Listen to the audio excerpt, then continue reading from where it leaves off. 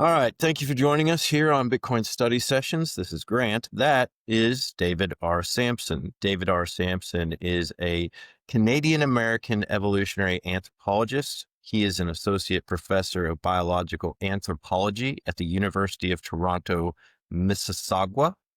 Did I get that right? Close. Mississauga. Yeah, Mississauga. it took me a minute too. Yeah. That one out. And he's also the director of the Sleep and Human Evolution Lab. Sleep and Human Evolution Lab. So his research it explores the human uniqueness through the lens of sleep, cognition, sociality, and tribal instincts in primates and human societies, including some field work with wild chimpanzees, orangutans, lemurs, and small-scale human groups. Um, yeah, he's a fascinating guy.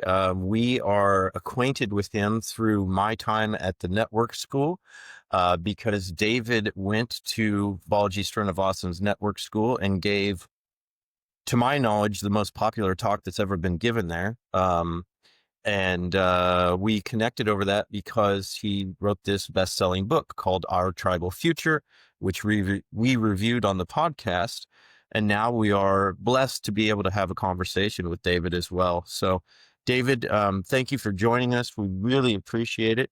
And to get us started off, really, I think the place that I want to start from is we came to this because you have a focus on tribalism, camps and bands and tribes, but you also brought in the Softwar thesis, which we found utterly fascinating. Would you kind of step into how you found that and how it plays in really beyond just the infinite scaling of trust that Bitcoin allows? Awesome. Yeah, first of all, guys, I've gotta thank you both for your proof of work. It I've been on a lot of podcasts, and you'd be amazed at how rare it is that the people who are doing the job of interviewing you have actually read the content of your book. The good ones have probably skimmed it, and they have a couple concepts or themes that they want to explore with you. You guys did the proof of work. I mean, Grant, your summary, I think, is the absolute gold standard of a summary of my book that I could possibly imagine. I'll probably just integrate that into my class because it was so good. It was so precise, and your guys' conversation on it, you guys really dug deep, and I really appreciated it. So Yeah, thank that's you. first and foremost. You guys are doing a really cool thing by actually reading the content that you guys explore together, and I think that makes you pretty unique in this space. So, yeah, Jason Lowery, he came on my radar relatively early once he blew up on Twitter X. I've got a core group of friends that have been in the Bitcoin space maybe since about 2016, 2017. They'd been planting seeds in my brain for maybe 3 or 4 years before I started deep diving it. Software was one of those moments where it became a truly interesting anthropological question at that point. And I think I marked up Jason's thesis about as thoroughly as I've marked up any any book I've ever written. It was absolutely fascinating and engaging. To I think the best way to do this, I've got a couple slides on it, Yeah, and Yeah. I'll lay it pop on those us. up, and then we can really start exploring this idea of what I think the software, the most, at least from the perspective of an evolutionary anthropologist, this concept of not just the sovereign individual, but sovereign community, right? And I think that Jason gives us the actual playbook on how that thing can mature and come to fruition. I Let's see, I can actually share right here. It's great. And in talking about that too, you mentioned evolutionary anthropology, and we want to know how, maybe you're going to get to this, but how Lowry's thesis fits into your particular academic background and also your path towards Bitcoin, given the particular perspective that you have, just given all that you know on this very specific, this scientific area. Yeah, totally. So, okay. So can you guys see the screen? Yeah. We can. Yeah. Awesome. Okay. So We'll start with anthropology. So this is the Hadza. This is the Sengele camp. I was there in 2015 and 2016, and I was there for a National Geographic sponsored project on sleep and cognition and activity. Where is this And located at? this is one. I mean, I've done some remote field work in my time, including with wild chimpanzees, which we might talk about actually when we get to power law theory. But this is in Sengele, Tanzania, and you fly into Dar al Salaam, and it's about a 2 days trek off road to get to this camp. And it's me and my research assistant Ibrahim Mubala, who's like right behind me there in that picture. We got stuck on the way out twice. Like it was super remote. And the second time, a couple Hadza guys came and helped us actually get the 4x4 out of the mud so we could get to camp. So this is after about 6 weeks of field work. And at that point, I'd been living in this camp day in, day out. And this was one of those, if it wasn't for this experience, coupled with my experience of social isolation that I had accidentally gone on by pursuing an academic career in North America, this was a direct juxtaposition to that experience of choosing a career track, having to geolocate, be stripped away from your kith and your kin and your best friends and everything that makes sense to you, your entire intersubjective belief network, and going towards a job that ensures that if you remove yourself from that core geolocation, you are socially isolated. And so as a visiting assistant professor at University of Nevada, Las Vegas, and as a postdoc at Duke, I was certainly socially isolated, and you don't even know, it just starts creeping into your bones, right? And then I did this field research project with the Hadza, and it was the extreme inverse of that. And I got to live with the people that rely on each other day to day for the shared project of survival and reproduction. And it was incredible. It was definitely an eye-opening thing. And if it wasn't for those two things interacting, I would have never, I think, written Our Tribal Future. So one of the things I noticed was how, as a default, how day-to-day life is relatively pro-social. And what do I mean by that? Because so much is at stake, there are mechanisms set in place by which these face-to-face relationships allow a certain level of human thriving and for it to be done in a relatively egalitarian way because they're face-to-face. And the science is borne out on this. So this is a relatively recent PNAS study, one of the most renowned journals on the planet, really. And what they showed was that there's high life satisfaction reported among small-scale societies with low incomes, and that is directly in comparison to, you can see on the x-axis here, let's make sure to because there are people that just listen to the audio, so walk us through it. And also, what is PNAS? What does that mean? Proceedings of the National Academy of Science. Okay. Yeah, it's I mean, it's really hard to get published in it. It just means it's a really high quality scientific study. So on the x-axis, you have GDP, and then on the y-axis, you have life evaluation. So that's basically a question on a survey. A subjective statement of the purpose, meaning, and well-being that you experience on a day-to-day basis. And you can see here, this purple line in the bottom right shows that, yes, money drives the wealth of nations, does drive overall life evaluation. But you could see this really odd outlier, and this is pretty extreme. You look at the top left of this graph, and you're seeing small scale societies in the same top right trajectory on the median as it expands, but you're seeing it's almost a whole standard deviation above these developed global northern populations.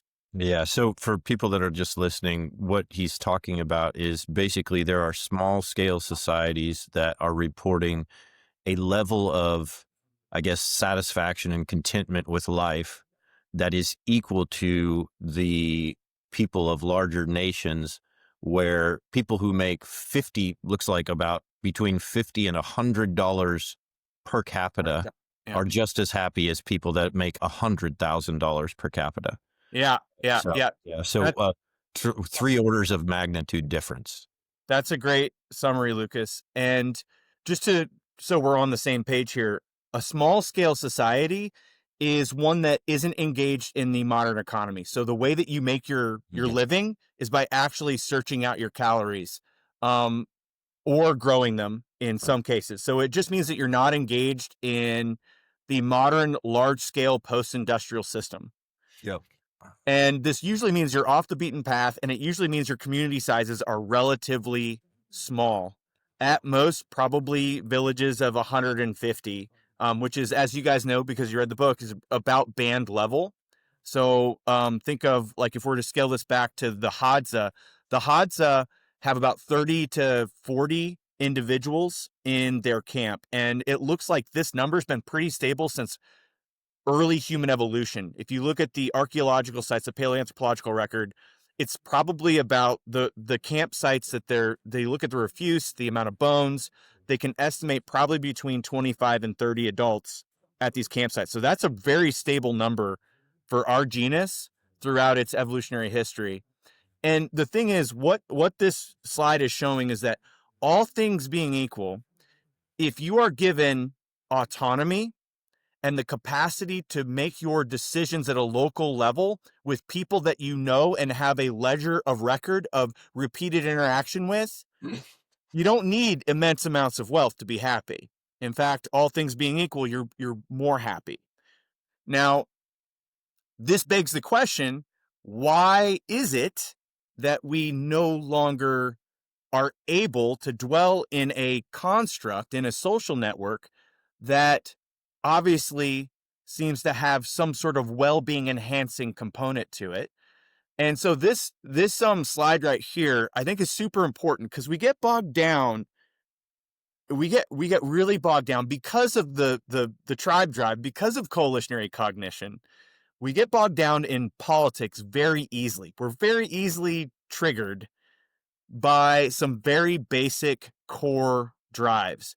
And the purpose of this slide here is twofold: to show, A, that in fact, most of our political inclinations are actually ancient drives, and we'll disentangle that.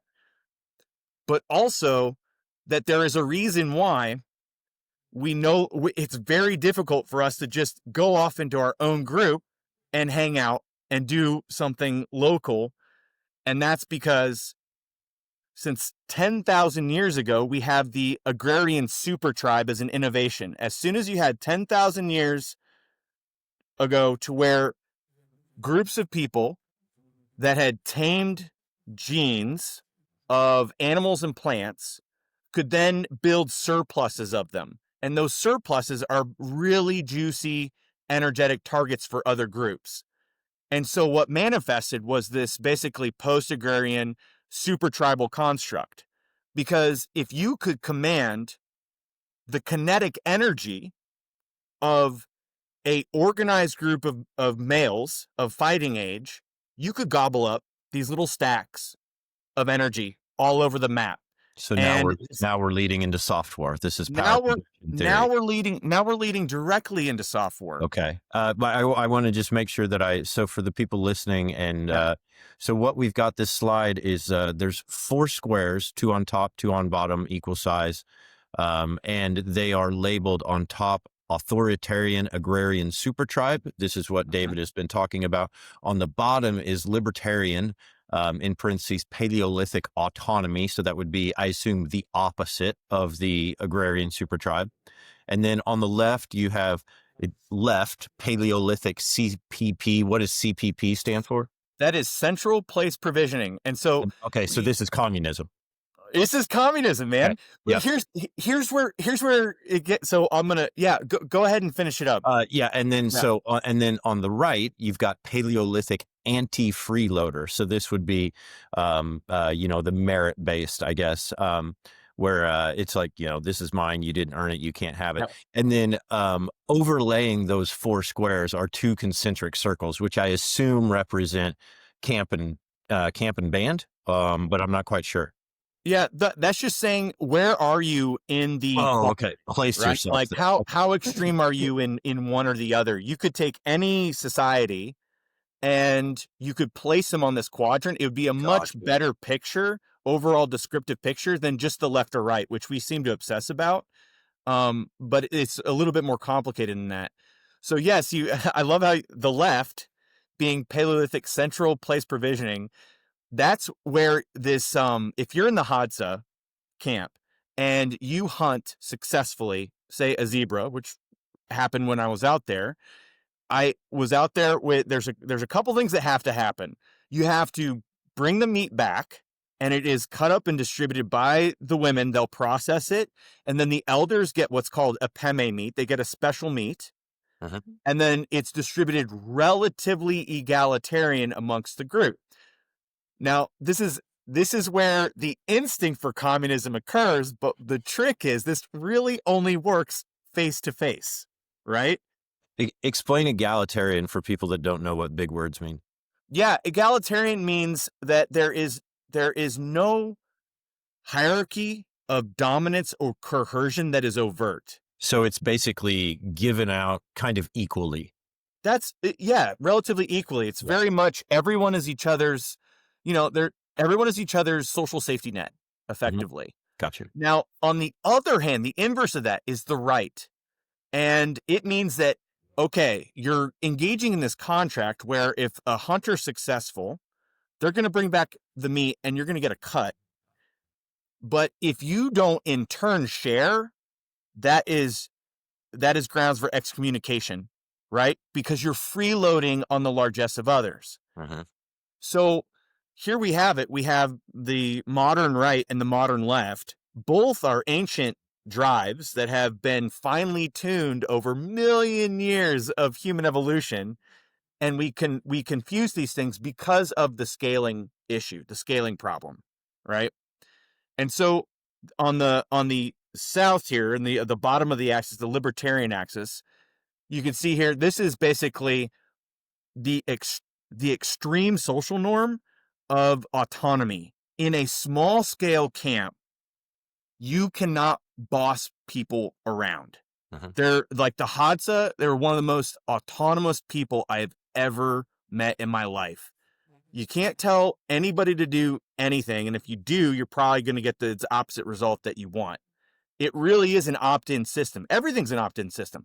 And the reason why they can do that, and I think we'll get to this later, especially when we talk about the network state and scaling of the network state writ large, is that they have an exit, a very fluid exit strategy. If things aren't going well in the camp this season, they can just go to a different camp in the band next season, right? They can walk, and that's fine. And this was the state of play until 10,000 years ago, where you get to the authoritarian agrarian supertribes.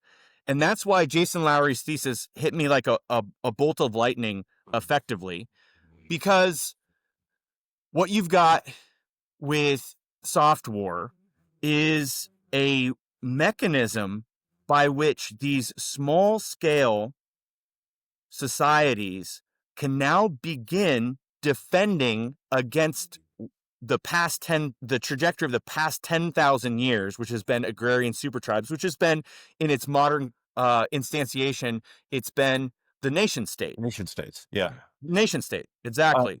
Again, I would just want to give the background on this. So there will be people that listen to this that don't know what Softwar is. Softwar is Jason Lowery. Look him up. Fascinating individual, but it is power projection theory. So basically it's saying that if you look at the history of conflict in the world, everything comes down to who can project the most power. And if you measure it in terms of that for success, then Bitcoin is the most powerful weapon ever created, because it projects a infinitely scalable power over zero space, because it's digital. So read the book Softwar. That was our first thing that we actually did on this podcast was Softwar. So this is why we're so interested in it, was because this is where we started. Yep. I apologize for cutting you off. I want to encourage people to read that book, because that's where we started. Grant started doing these killer summaries and really engaged a lot of people. No, I'm glad you did the summary. It really is a fascinating read. And it is actually a very anthropological read too. He's got a full Yes. chapter to that just really I sent him a message because we had been in some level of contact over X. And I sent him a message letting him know that I gave him a review of the book, and I let him know that it was likely a better anthropological summary of the past 10,000 years than most of the graduate level work I see in my department. It was fantastic. And it was done. And the reason why I loved it and why I thought it was especially unique is because it was done from the viewpoint of a physicist, right? Where the core mechanics of watts and joules and energy were never forgotten. They were always the foundation, which is what makes Softwar such a compelling argument. And so if you've got, human nature is all about incentive structures. So if Bitcoin de-incentivizes, say, the attack on the individual to extract their resources because it's protected by these joules that are connected to this encryption protocol, then the same thing can apply for the sovereign community. And so it's sort of the move I'm making here is one of, in the book, we talk about how there is no such thing as a nuclear family, right? Like you plop a nuclear family out into Siberia, and in one generation it's extirpated. It's gone. It's done. It cannot survive. It cannot reproduce. The same can be said certainly by an individual. Any solo individual is nothing, in evolutionary terms, is nothing without a basal community that likely probably needs, between just to survive population genetics and bad luck, probably needs 500 individuals in a social network. That's like the bare minimum, right? So if this can protect the individual, it can also protect the community. And what I see here is a de-incentivization of the extraction of community level resources that are disembodied, that are protected by encrypted power. If communities can start leveraging this technology, they gain for the first time some level of purchase and defense against what has been the running narrative for the past 10,000 years, which is the nation state tribe steamrolling local communities at will. That's sort of why I love the Softwar thesis. Yeah, this is, I think, when you look at, especially like the 60s and 70s, there were tons, and even before that, there's always been experiments in small scale communities. We're going to create this utopia, and a lot of them obviously fail because it's typically some crazy white guy yoga teacher that wants to have sex with everybody, and that doesn't work. But the ones that persevere, they end up becoming steamrolled because they can't get around this problem of, we have to have money and we have to use the nation state's money, and that means that we're tied to them. And this is central to Balaji's network state thesis, which is that because you have decentralized money, you can now start your own country. And you can do it in a way that previously, when everybody went to go start their own country, they were all kind of sink or swim individually. But now you've got literally hundreds of these network societies that are popping up. And by using Bitcoin as the base money of them, they are all raising each other up, and they're all celebrating each other's successes to I guess, to further proliferate. So Yeah, yeah. that's totally right. And I just one more thought on Softwar in particular, is that I think when we think of, the common phrase in the Bitcoin community of once in a species innovation, I don't think that's an overstatement at all. I'd agree. As you guys noted, one of the central tenets of our tribal future was this exploration of the trust paradox. And you guys, Grant, you did a fantastic job of describing it. Just to rehash here, on the base layer, trying to solve the eternal question of who do I trust? Who do I invest in? Who do I engage in a pro-social reciprocal network with? And for a billion years, that answer was genetics. It was kin. It was those with the closest DNA you distribute your energy towards. And then for those social species, relatively rare, there's maybe about a dozen on the planet that have the social networks and the brain size to be able to measure a ledger of record complex enough that they can actually take into account friendship. It's basically a pro-social reciprocal relationship through space-time between individuals, dyads.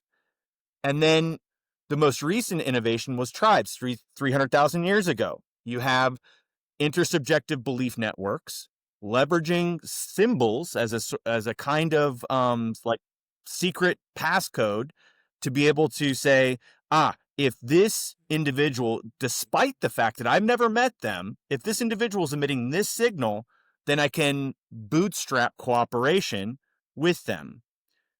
And so where Softwar really opens it up is the fact that in 2009, when Satoshi Nakamoto innovated Bitcoin, we had, for the first time in human history, a way to store currency and human energy by which no intersubjective belief network could manipulate for its own ends.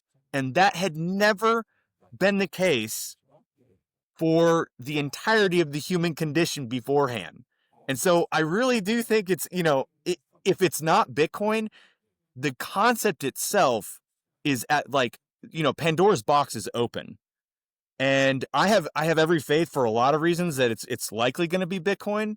But if it's not, we're just going to innovate our way back to it because it's too crucial an innovation for our species. And it's really kind of existential.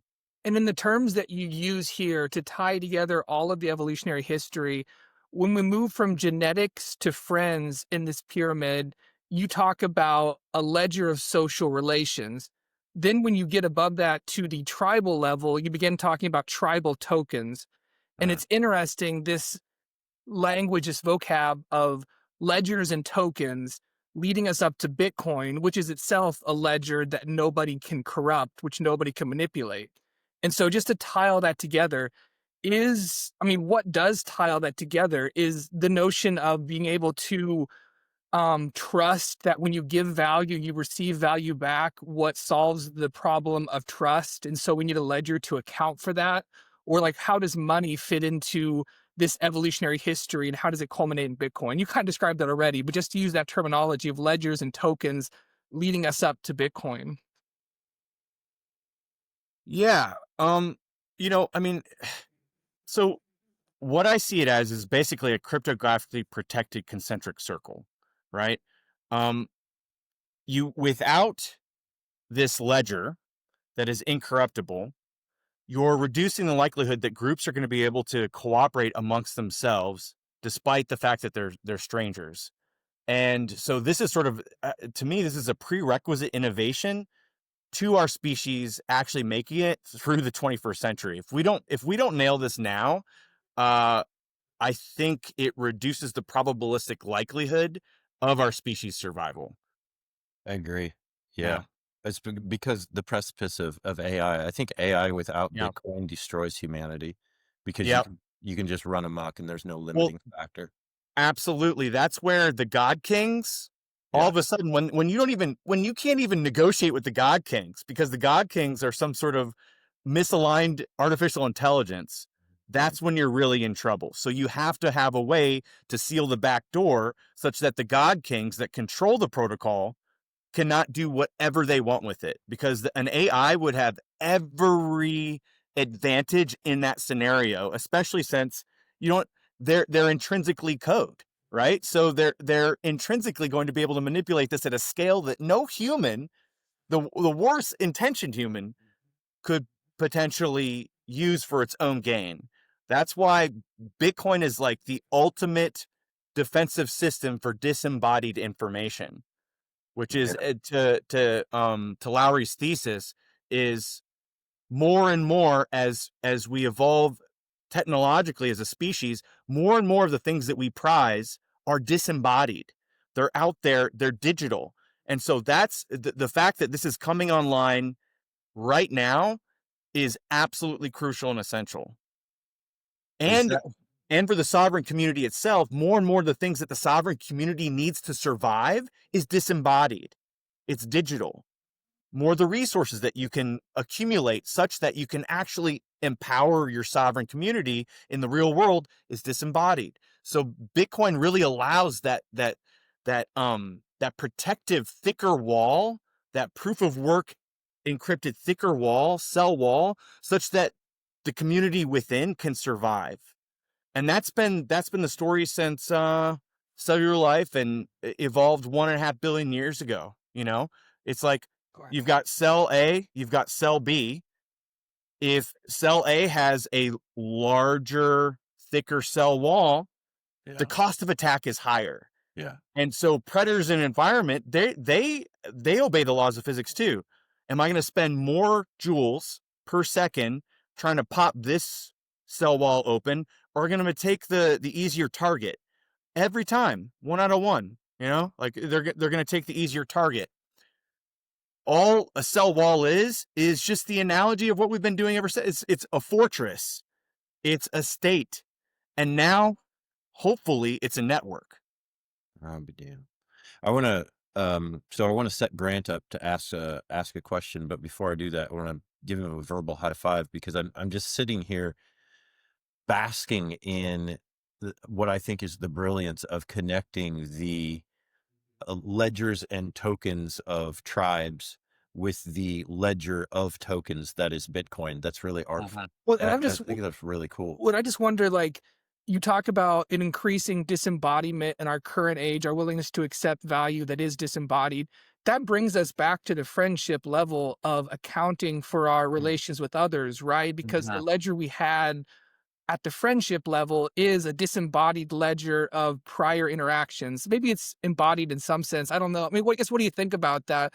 Like we have the friendship level where we have an internal ledger where we index social relations with other people and determine if we can trust them based on past relationships. Then we move up to the tribal level where tokens have to become physical and embodied because we can no longer index them. We have to rely on external signals.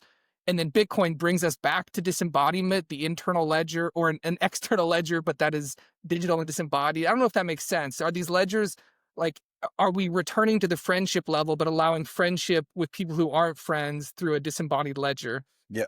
I want to hear you go. I want to hear you start from the importance of the innovation of friendship, because reading that in your book,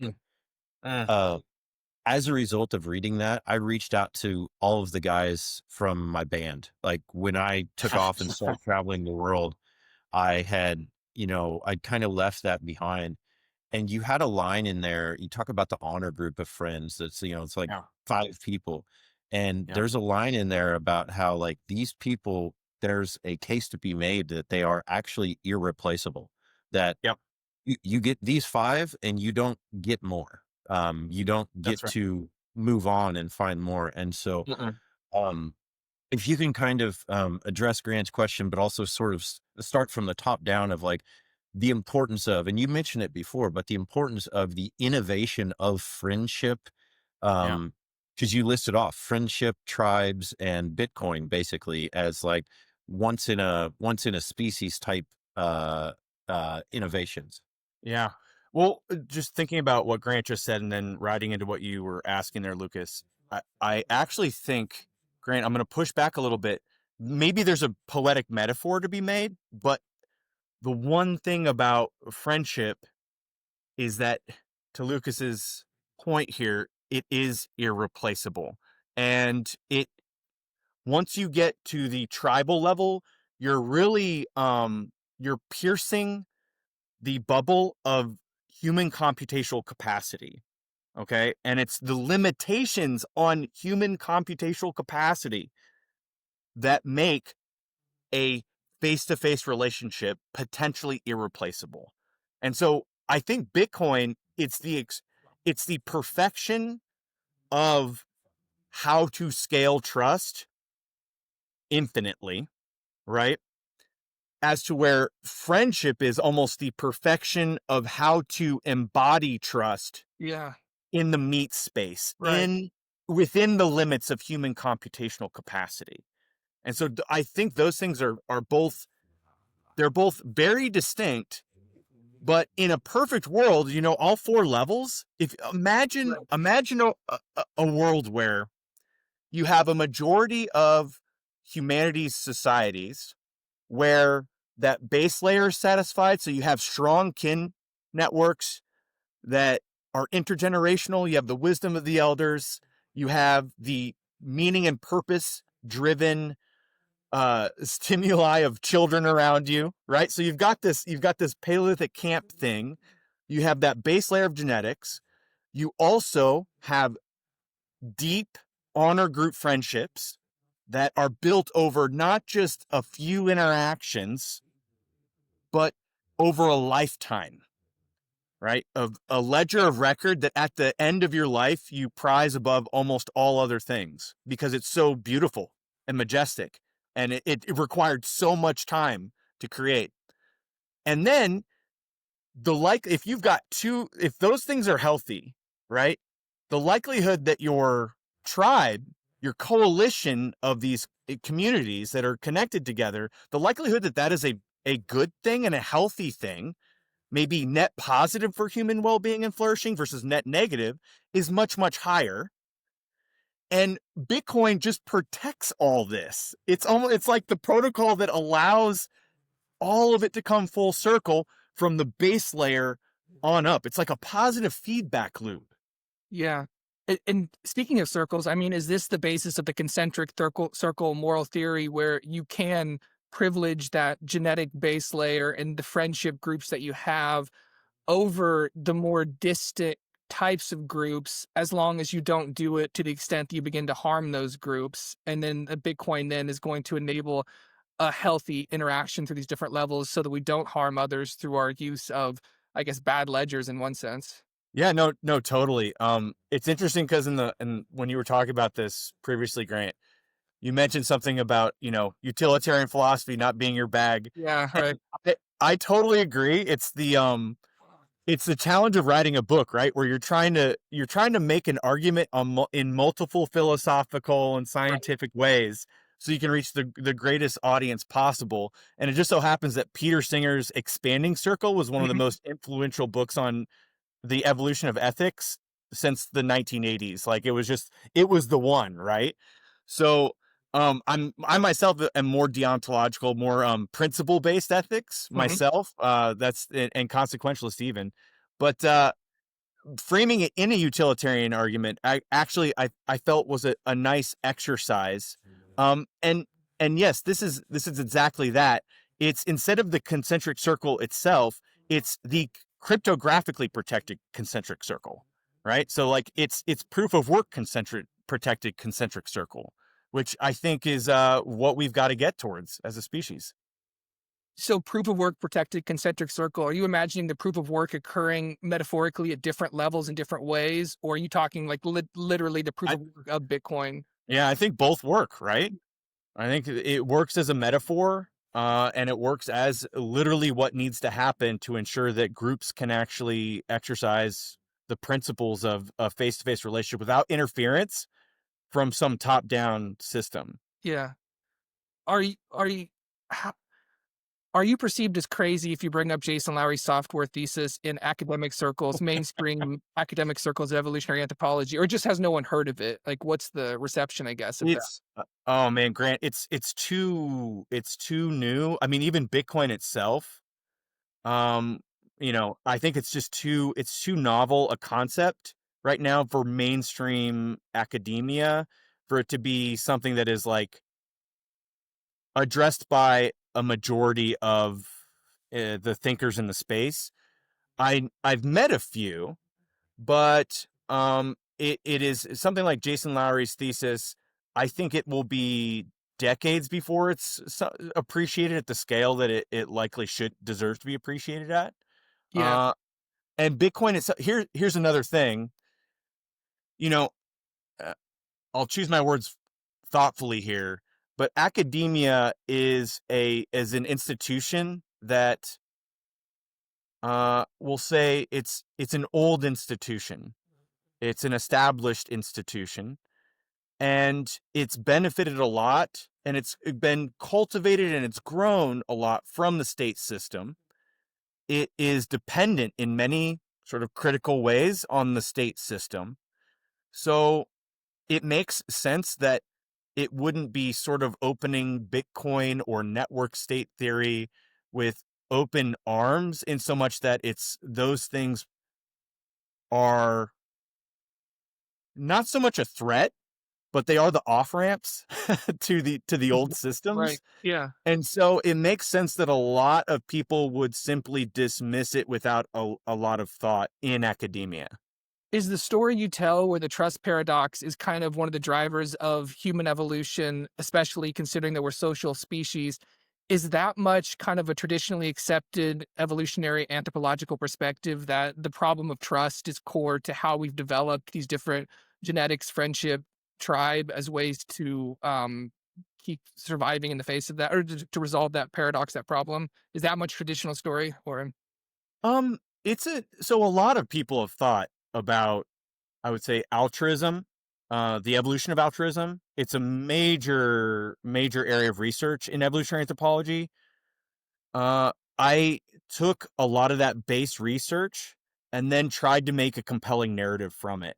yeah? And so that level of sort of talking about it in terms of levels, and then the intersubjective belief scale, there had been writers that had said things like it before, but it was that was sort of my contribution to the theory itself.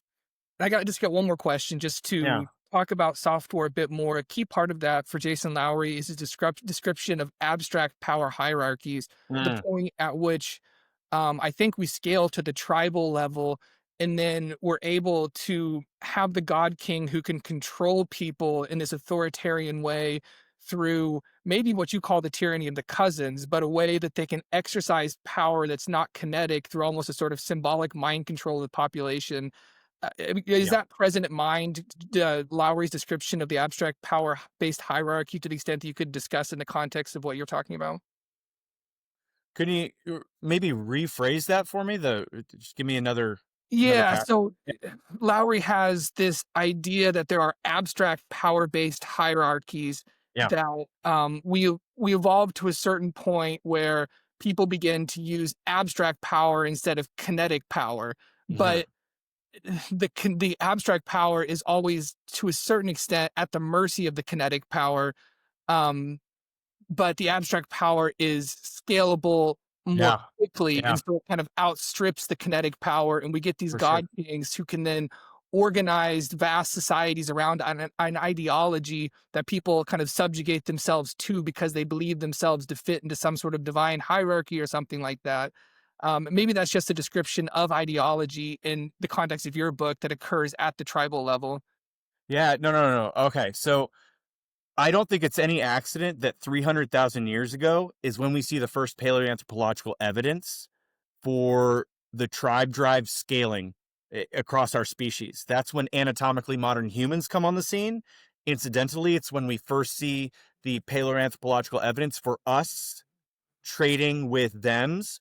We know that because the trade networks start going well beyond the home range of, say, 30, 50 kilometers. You start seeing signature ochre paint from one type of rock that's 200 kilometers away end up in a site 200 kilometers north.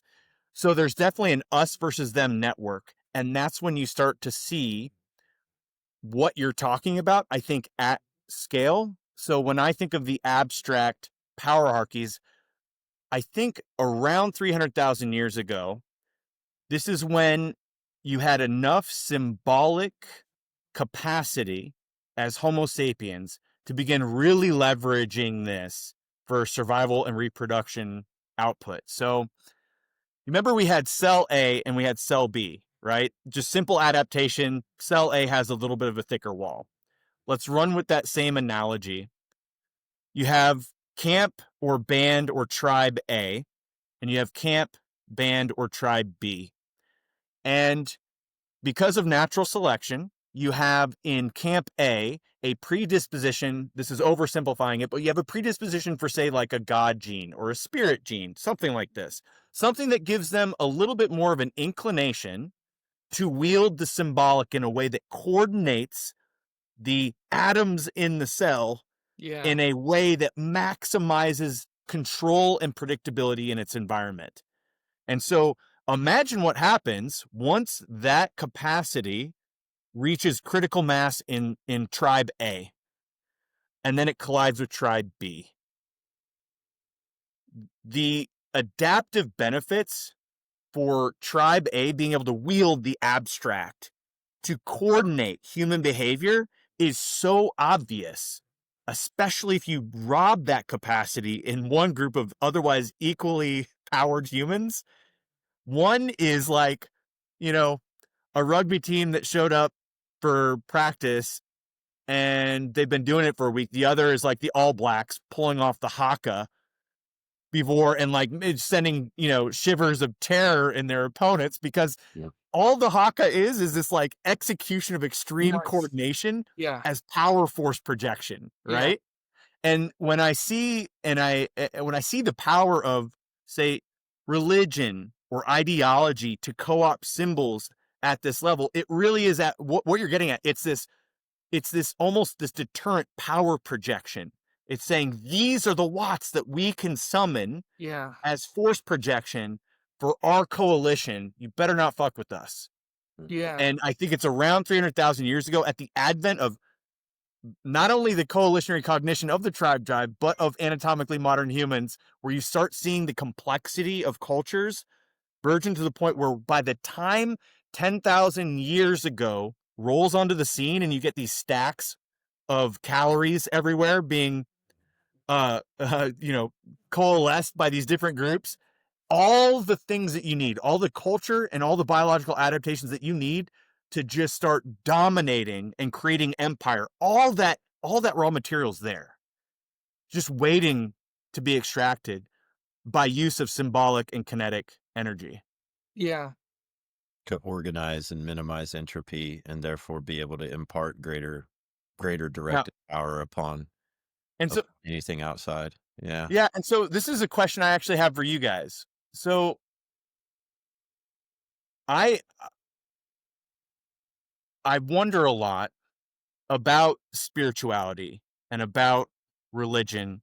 Yeah. And with that thought experiment that we just ran through, right? Do you think that's a plausible explanation for why we are the spiritual animals that we are?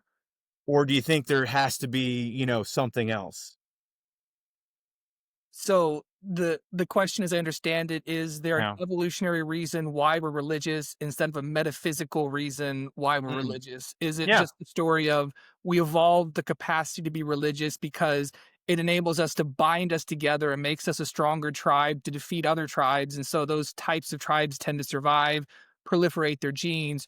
Or is there a corresponding metaphysical reality that justifies that impulse, that we're religious because there is a God, not we invent a God because that makes us more powerful and unites us? Is that kind of that's the gist. That's the gist. of it? Yeah.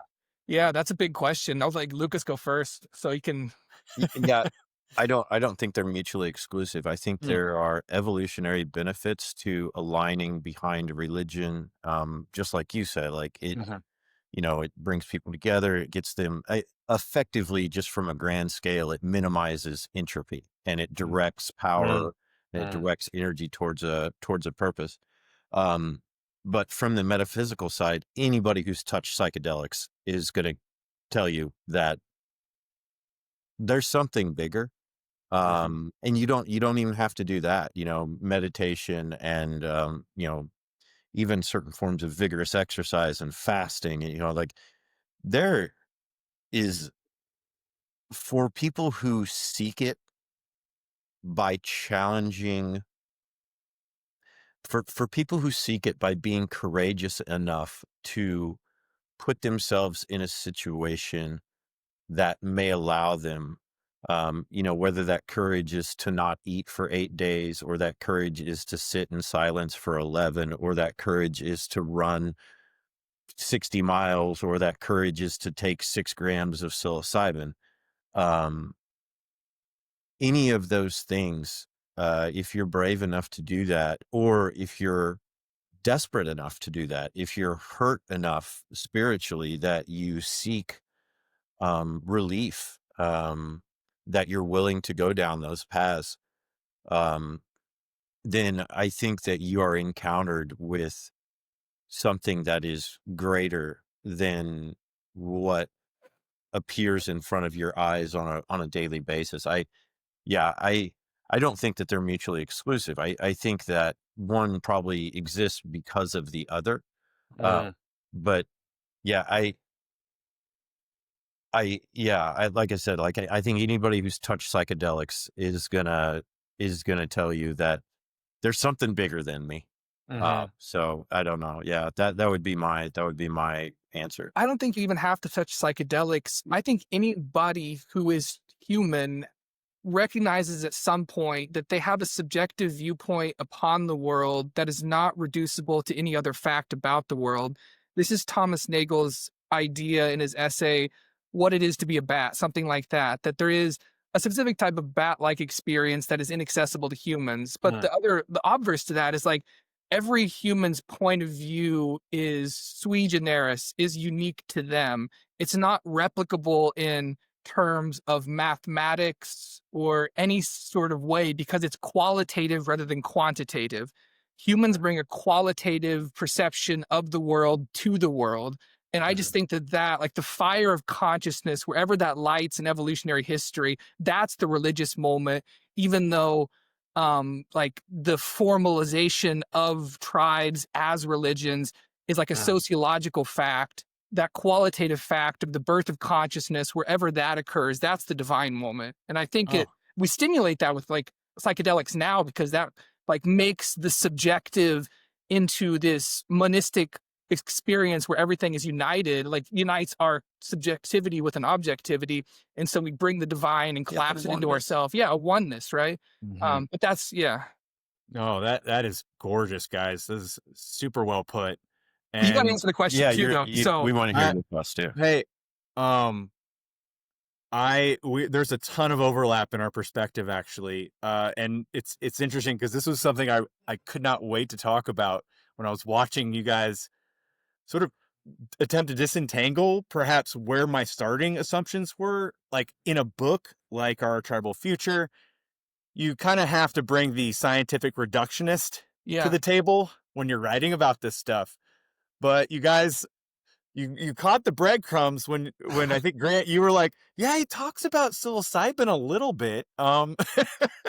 And it's a very important I would say milestone in my life when of all things my fundamentalist father of 25 years was the one who encouraged me to take psilocybin because on one of his he he he he loves ancient Roman history, Mhm. and his favorite Roman emperor is Hadrian. And Hadrian was a Grecophile, and he participated in what's called the ancient Eleusinian mysteries. And my dad admired Hadrian so much, he actually did mushrooms without my knowledge at all. And then he called me up and said, David, I have something that you have to try. And I was like, super. I hadn't looked into it at all. This is back in 2017. Hadn't looked into it at all.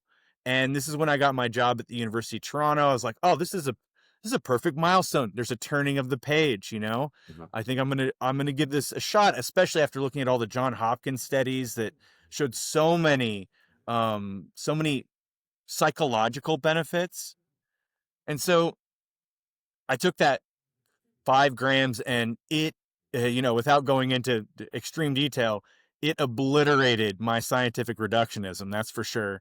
Um, it it was an alternate form of consciousness. And I realized if consciousness, if my base starting first principles assumption about reality are this wrong, what else am I wrong about? And Yeah. it just like a lightning bolt cleared my system of the epistemic hubris that had been sort of baked into it by years of education and getting your PhD, thinking you know something, and then all of a sudden you're like, oh wait, I was so fundamentally in the dark about this component of reality. And so that was a major eye-opening experience for me, and it married, I think, the kinds of concepts that you both are talking about together, to where at one point beforehand I would have thought, well, tribe A, clearly religiosity and spirituality is the outcropping, an emergent property of tribe A defeating tribe B over space-time in, East Africa, running 1,000 simulations over and over again. And then after that, it very much all of a sudden opened up, well, it's not mutually exclusive. These things can totally be, they can be happening at the same time, and I should just be a little bit more humble about it and sort of go in eyes open. And this brings me to another interesting point that you brought up, Grant, in the last podcast, and that's what kind of if you're trying to camp craft, Yeah. what kind of systems do you use to instill an identity amongst your camp crafters or your group, whatever group you care about, whatever group you want to help improve and be a part of? So I'll talking about a psilocybin experience is a deeply personal thing, as you guys probably know. But I'll just say this. There was a field season in Guadalajara, Mexico, where I got to work with the Huichol. They're called the Viveratica. They're the peyote people, more colloquially.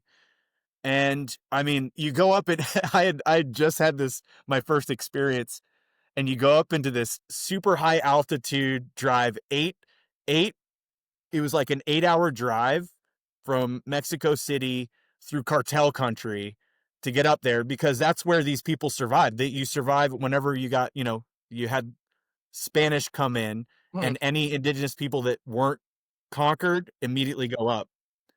Yeah. Lucas, were you going to say something? I was just, these are the people that, it was like, this is how, I think this is how psychedelics came into the American mainstream consciousness, right? Aren't these the people that it was like in 1950, 60 something, I don't know, some maybe like banker or something from New York City went there and had the experience, and then there was an article written about him in like Time magazine or something like that. I think that's these people, right? Yeah, it might be. I think that's right. And it wouldn't surprise me at all, because, they have, so the reason I'm bringing this up is because they have this beautiful syncretism. The term syncretism just means it has co-opted. It's a co-option of different ideologies into a new emergent ideology. And humans just automatically do this. Yeah. Anytime there is intersubjective belief networks that have any prolonged contact, syncretism occurs as an outcropping, right? And they're a perfect example. So the Huichol, they are peyote people, and the Mara Akame, the shaman, he is I want to say he or she, but it's actually almost always a he.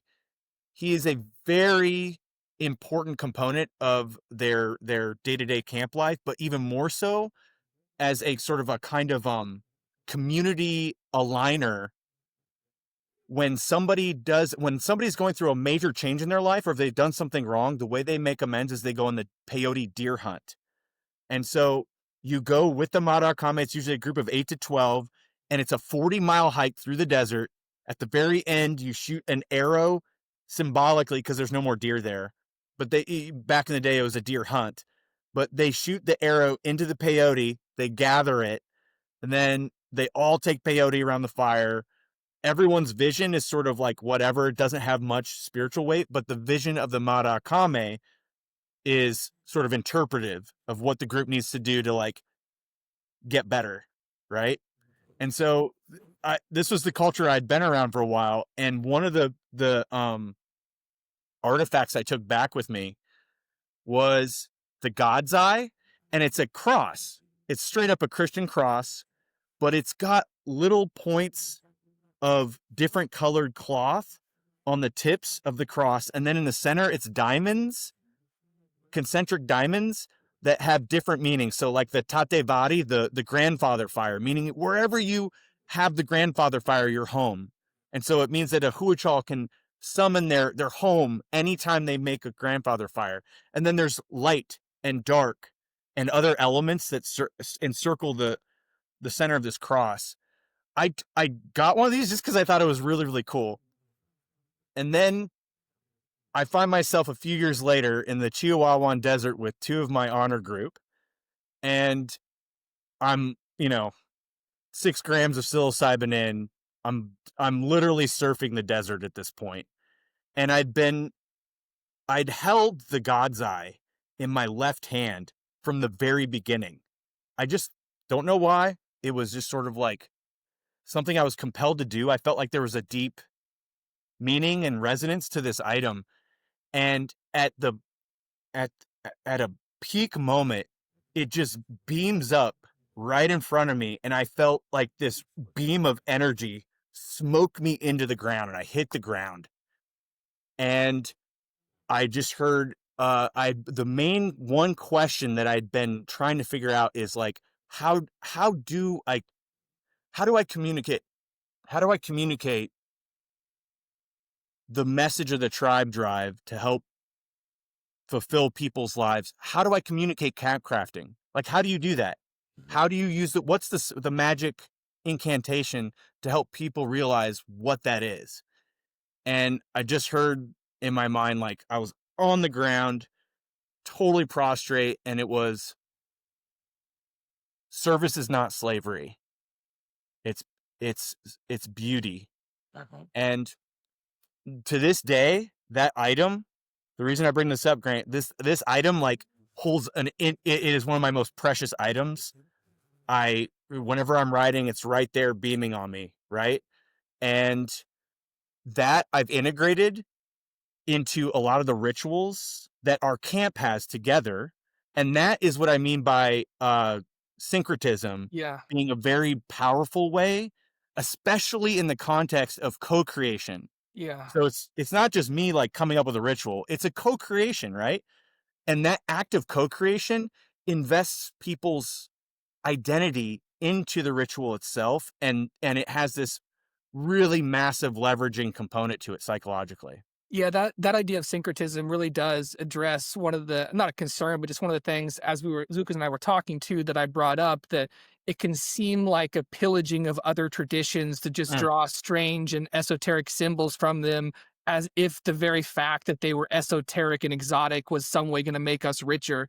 But not as just the practice of syncretism, as incorporating them into your own developing faith and having powerful first person experiences with those things. I mean, that makes perfect sense. And Yeah. it's such a beautiful sentiment. And I wonder if you could build from that. What about service is not slavery? Could you, I guess, repeat that phrase? Yeah. And then how does that describe camp crafting for you? Yeah. Or camp? Let's go from there. Well, so if you've ever done, and this is funny, and I really want to get Lucas's perspective also on how he served at the network school, because when both those talks, Lucas, independently afterwards, and I had a slide up there with like Gandalf and Aragorn, and I was like, I know who Aragorn is, like that's Balaji, right? I was like, do you guys have a shaman? Do you guys like have anybody concerned about sort of the spiritual health of your group? Maybe like when you put on the network school t-shirt or something, there's somebody there to be like, this is important and special. And independently, they came to me and they're like, okay, so there's this guy, Lucas, and it happened multiple times. So that was one of the reasons I was super excited about meeting you. and continue the conversation further. And so to get to your point, yeah, co-creation and camp crafting is hard work. It's what I call it's human work, right? It's human work. There's never a day off. In especially the first year of our camp, when we were really co-located and just trying to figure out the nuts and bolts of it all, I mean, the number of just like camp meetings you have, it's a lot, and you have to negotiate through a lot. And then a creation of a good ritual, that's hard work, right? That is like service. That's true service. But it's so meaningful and rewarding. Right now, my wife and I we will often, when you kind of like, there's a little bit of silence for a while and you fall back on some themes that you've been exploring together. We'll fall back on, well, now we have a 2-year-old, and we found out last week we're going to have another boy coming in April as well. Nice. And, it's one of the things that we cannot wait to do as an act of service is a coming of age ceremony, to create one, not just rely on, other previous traditions of it, but to really let them know that now you are an adult of our camp. And that means something. You're in a new life history stage. You're now a functioning member of our group. And that comes with great power and great responsibility. My wife, who is Southeast Asian, when she came here to Canada, and as she grew up, her parents, they didn't have any equivalent for, like a Sweet 16. And unfortunately, the Sweet 16 has sort of died off as a practice in North America. And she was like, I didn't even know when I was a woman from a girl. It was just like all of a sudden one day, like guys are they're paying more attention to me, and there's like a signal to their attention that I'm starting to understand, but still is strange. And so she was like, I, c- I would, I cannot wait to create something with the camp, with the group, that signifies that, look, you're going from girl to woman now, or you're going from boy to man, something like that, right? Where you're actually, the act of service is creating the foundation by which you can pour your identity into the group. Hmm. Yeah, I kind of reflected on that. Thinking about for myself, I don't think I had really like a defining kind of coming of age. I think for a lot of guys, it's like their dad gives them a beer. That's like, No.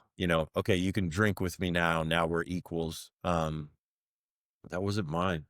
Um, I don't know. Yeah, the quinceañera is on the rise. There's a Yep. lot of those. You see a lot of those around. And it's almost like legalistic now. You get your driver's license, Yeah. you get the right to vote. It's like these Mhm. legal things that demarcate you as a citizen, but it isn't a coming into manhood or a reception Yeah. of yourself as like, something more than a legal object or something like Which that. is why we're struggling so much, Yeah. because nobody's Yeah. driving anymore and nobody votes. There's Yeah, that I mean, too. like Yeah. young people don't vote, and fewer people are waiting longer and longer to get a driver's license, or just not doing it at all. Yeah. To go back, okay, so to talk about the network school, um, I wanted to, yeah, I'm glad you brought that up, because I wasn't sure of like, when you spoke at the network school, 7 people reached out to me independently.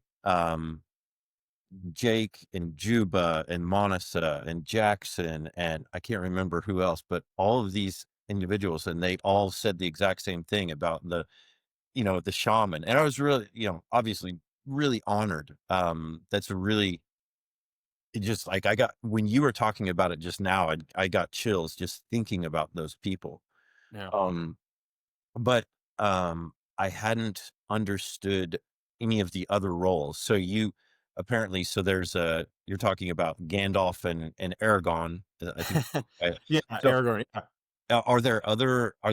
So there's like the hunter. Is that kind of what he is? Or the I was in warrior? loose form, for for a, say, the Hadza, for example, Uh-huh. there would be leadership is strong, a strong word, because it's leadership based on it's basically prestige hierarchy. Like, Okay. in what context is this person the most reliable for this thing? And oftentimes that can move. It can be a moving target. But it's almost never in the context of hunter gatherers. It's almost never by dominance or trying to overtly exert power. Now, on the other hand, though, you do have a shaman, which is, I define a shaman as a pro-social force, a pro-social mediator of the spiritual health of the community. A witch would be the inverse of that. Okay. A witch or a wizard, which uses their powers for malevolence, which totally happens. Trust me, it totally happens, because you can weaponize anything. You can weaponize spirituality Uh-huh. very easily, especially since it really taps in deeply into the human psyche. So even if it's not objectively real, it can have objective effects on people through power of placebo and nocebo. So yeah, So there's this intersection of like your approach to camp crafting and the network school, network state. I mean, yeah, they're the same thing. yeah, Where it's like, we're going to get together with an intentional community, people that have the same values. Um, what, so do you feel that spirituality, or maybe not religion, but some form of like spirituality is vital to the success of yeah. that type of an organism, or that type of a group of people? Because I I think it is. I Mm, think that if I create a camp, then I think, psychedelics or spirituality or pursuit of peace, I think, mhm. of, psychological peace, I think is vital in order to keep that together. But what role do you see that playing in the success and failure of, because you've studied a lot of these different Yeah. groups? Yeah. So it depends, I think, on how we define spirituality. Mhm. Is the act of, say, coming together in a circle that's lit by firelight, where we all come and we focus our mental energy on one thing, utter a few shared words together, like, is that inherently spiritual? And if it's the affirmative, then yes, it's a prerequisite, right? Um, Anything beyond that, though, I don't know. I'm open. But would you need, say, a religious scaffolding as a requirement for I guess, for a network school or a network state to survive? I don't think so. I think you would just need a strong identity.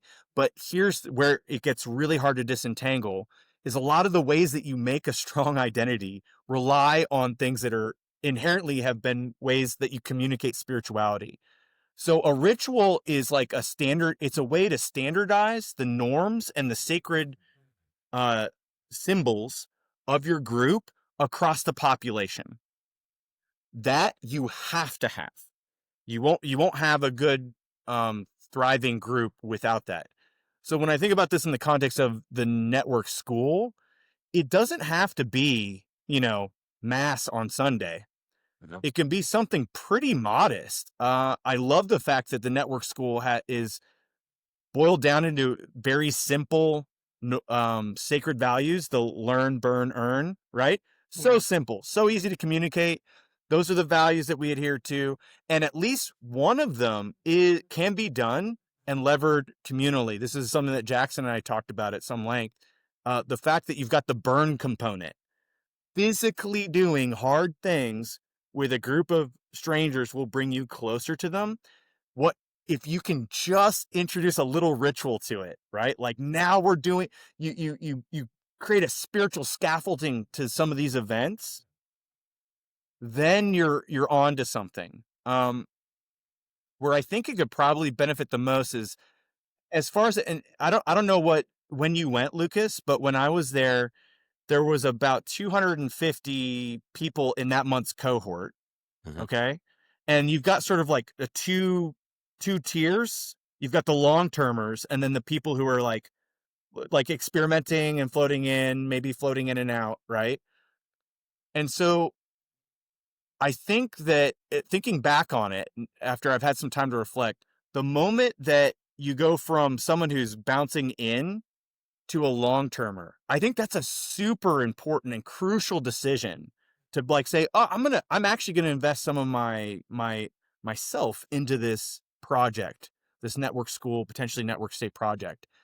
At that moment, having a spiritually laced ritual of some kind that standardize the values and the symbols of the group, that's when you can introduce it. And that's when it would probably have its most power, because you need to have that moment where you are you're an you're a them until you're an us. But you need something to let you know that you're an us.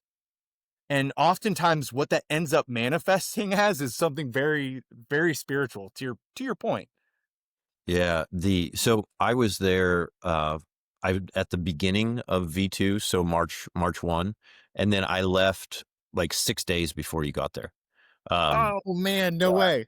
yeah. So my grandmother went into hospice, and my dad wasn't doing Yeah. so great, so I Oh came back to man. the state. Yeah, so I literally, yeah, I was really bummed out about that. The long-termer program, you're right. Like, it created such a cohesiveness and such Mm, really like an in-group. It created an in-group within the group of mhm, network school people. That was really important. Talking about the kind of the spiritual aspect of doing hard things together, I've been thinking about this just kind of in my own, uh, with the way that I look at the world right now. And I think that the, I think we're kind of seeing like a rise of individual type sports, rock mm, climbing, mm, mountain biking, powerlifting, weightlifting, CrossFit. These are all like very individual things. And um, when I think about, like, you think about the power of team sports, and then the all of the rituals that are involved in football. There's the oh, huddle, right? And there's the, you clap and you break, and um, you're swaying on the sidelines. All of these little things that are just like these little tokens and these little symbols of togetherness and spiritualness. I genuinely worry about that, because I think about, I got into weightlifting. I really loved it. yeah, And I thought it was great. But the thing about weightlifting is that when you have a bad day, you have a bad day. But mhm, when you're playing baseball or you're playing basketball, you can have a bad day and still win. And mm, that can really change your view of yourself, where you understand that, yes, there is a greater purpose, and the greater purpose is to come together and win. And if I had a bad day and we won, did I actually have a bad day? I yeah, didn't. Like, we accomplished something together. So um I'm really happy to see, like, at the network school, there's a growing cohort of like basketball players and mhm, soccer, where we have this team sport mhm, approach. That's interesting. I think that you can find um, kind of a spiritual aspect in that you think maybe doesn't require religion, maybe doesn't require like, to have like a joint Christianity, yeah, or something like that. Yeah, yeah. I just I find that to really that fascinating. Yeah, to that point, my one of my most precious social networks is we'll call it anthropologically a sodality. It's basically just a club of best friends that have known each other for, in some instances, over 3 decades. So it started originally in the church, and we had this like cauldron of top down authoritarian system and we rebelled against it. And that pressure, we didn't like it at the time, but I'm so grateful for that pressure because it forged this in-group bond Mhm. that has transcended like space-time. And we started using syncretism to leverage our own little in-group identity. We have nicknames, we had rituals, we had induction. Like it's all I look back at it, I'm like, God, we were just dumb little apes going through the program that was already baked into our DNA. Like this is how we figure out how to become from boys to men. And that the attraction of the bonds that we had has grown into something super beautiful. It's like one of my most prized social possessions now. Every year we get together and we go out to depends on what the year is and who's running the show, but we have a club reunion Mhm. and we're using all this stuff. And it's it's incredible how powerful it is. And it's incredible how desperate, especially men are to find something like this. I know for a fact, like multiple guys in our group have reached out to me independently and been like, if it wasn't for this group, I might have killed myself. Like there was something going off and wrong. And then there was a hole that this filled just by way of going, just being part of it. And it's really, really powerful. What about people that find themselves without that sodality or having lost it from their childhood or teenage years? Say that we dropped you into a random town, Kansas City, Yep. somewhere in the Midwest. You have in the United States, suburbia, enemy, all of these like the loneliness epidemic. What Yep. would you do to, or how might one go about recreating a sodality or finding that if they had to be like, I'm missing this, I don't Yeah. have it, I can't resurrect it necessarily. What steps did they take to get that? Gosh. Now, Grant, I'm going to go back on all the things I said about syncretism and totally lean into what you were saying. If I were starting from scratch, I would totally leverage all the pre-existing, the old system. I would probably start going to church Yeah. immediately. If I had no community, what a great way to like bootstrap that function. So I would probably start going to church. I would look for any physical outlet I potentially could to find a group of like-minded guys that I could at least rely on to to be my sounding board Yeah. through the challenges of the life of a Homo sapien. And this goes both ways, like male, female. I would be the exact same advice. It just might be a different pathway, but the end goal would be the same: to find a trusted network. And for guys, that's probably going to be something relatively along the lines of maybe a softball group or weightlifting together or something like that. Why Um, BJJ is so popular right now. BJJ, Yeah. yeah, BJJ would be fantastic. Muay Thai, any sort of MMA. The one that was it almost overloaded my friend system. It was so successful. Was the Society for Creative Anachronism, the medieval martial art, Yeah. Yeah. because it's got. I mean, if you know anything about it, when I went to my first Penzic, it's basically just the tribe drive on steroids. The whole thing, like you're set up in a medieval camp. The medieval camp has all these flags denoting your camp identity. You just exercise the tribe drive for 2 weeks nonstop at this event called Penzic. 20,000 people come, about 1,000 heavy fighters march on a field and beat the ever living crap out of each other for 3 or 4 days. And it's just this really awesome exercise of ceremony, ritual, physical exertion, mental, spiritual challenge. And I mean, I just saw every year, it's like just people just becoming best friends, best friends. It taps into their real lives, so much so that many people dedicate their entire life to the sport, as opposed to they call the actual real life that most of us enjoy day to day, they call that mundane life. There's an actual term for it. So yeah, Yeah. it's No, yeah, that's, I mean, such excellent advice to find a pre-existing community or tradition, church, and then also to find a hard experience, something physical.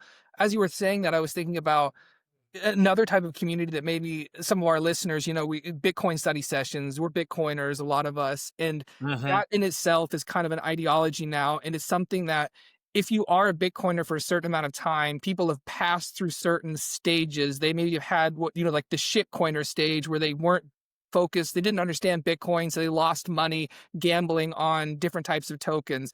And then they have the stage where they learn about the nature of the financial, the monetary system. Then they have the stage, and this is, we talked to a guy named Sal Pineda. He's a Bitcoiner, and he's really talking about how Bitcoiners need to be honest with the pain that they feel that underlies a lot of their motivation to get into Bitcoin, which is Yeah. having been financially exploited by a system they don't understand. So it's like a shared communal sense of pain too that people are trying to redress and a redemption they're trying to seek. I don't Oh, know. that's beautiful. Yeah, I don't know if you think that like those type of ideological communities we kind of find in seemingly niche internet things can realize in meet space as well. Yeah, we're Oh all yeah, I'll update what I said by adding, and I would also go to the local Bitcoin meetup.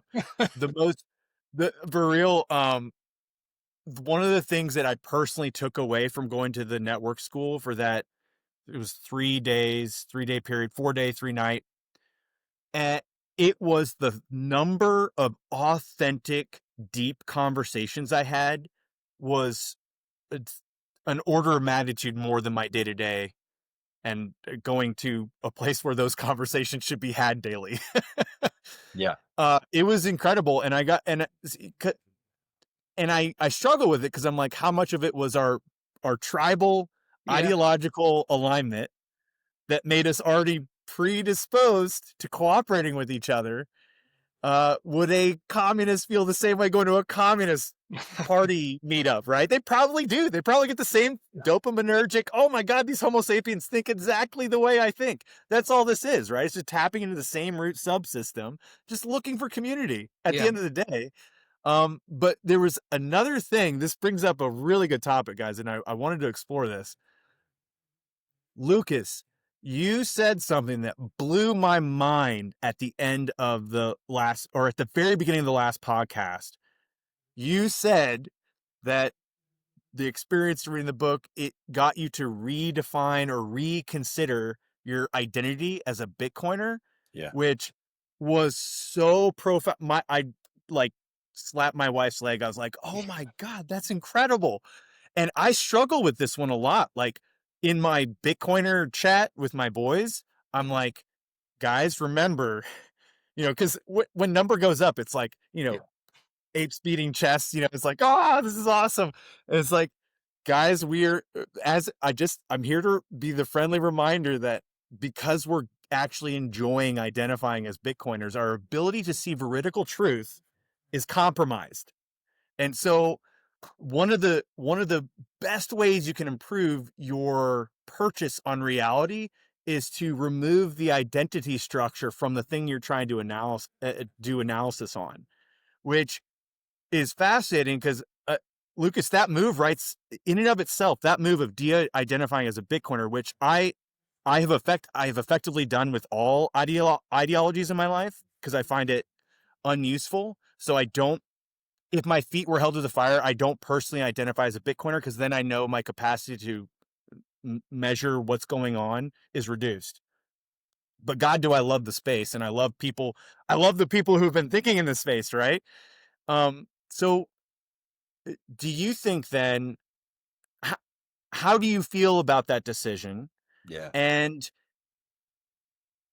how could we springboard that idea to talk about metatribe? Because that was a metatribal move. You said, I am going to shed this identity in favor of uncertainty. I'm going to be a little bit more less tied to this identity such that I'll be able to see the space more clearly. And so I just thought I would love to hear your response on that.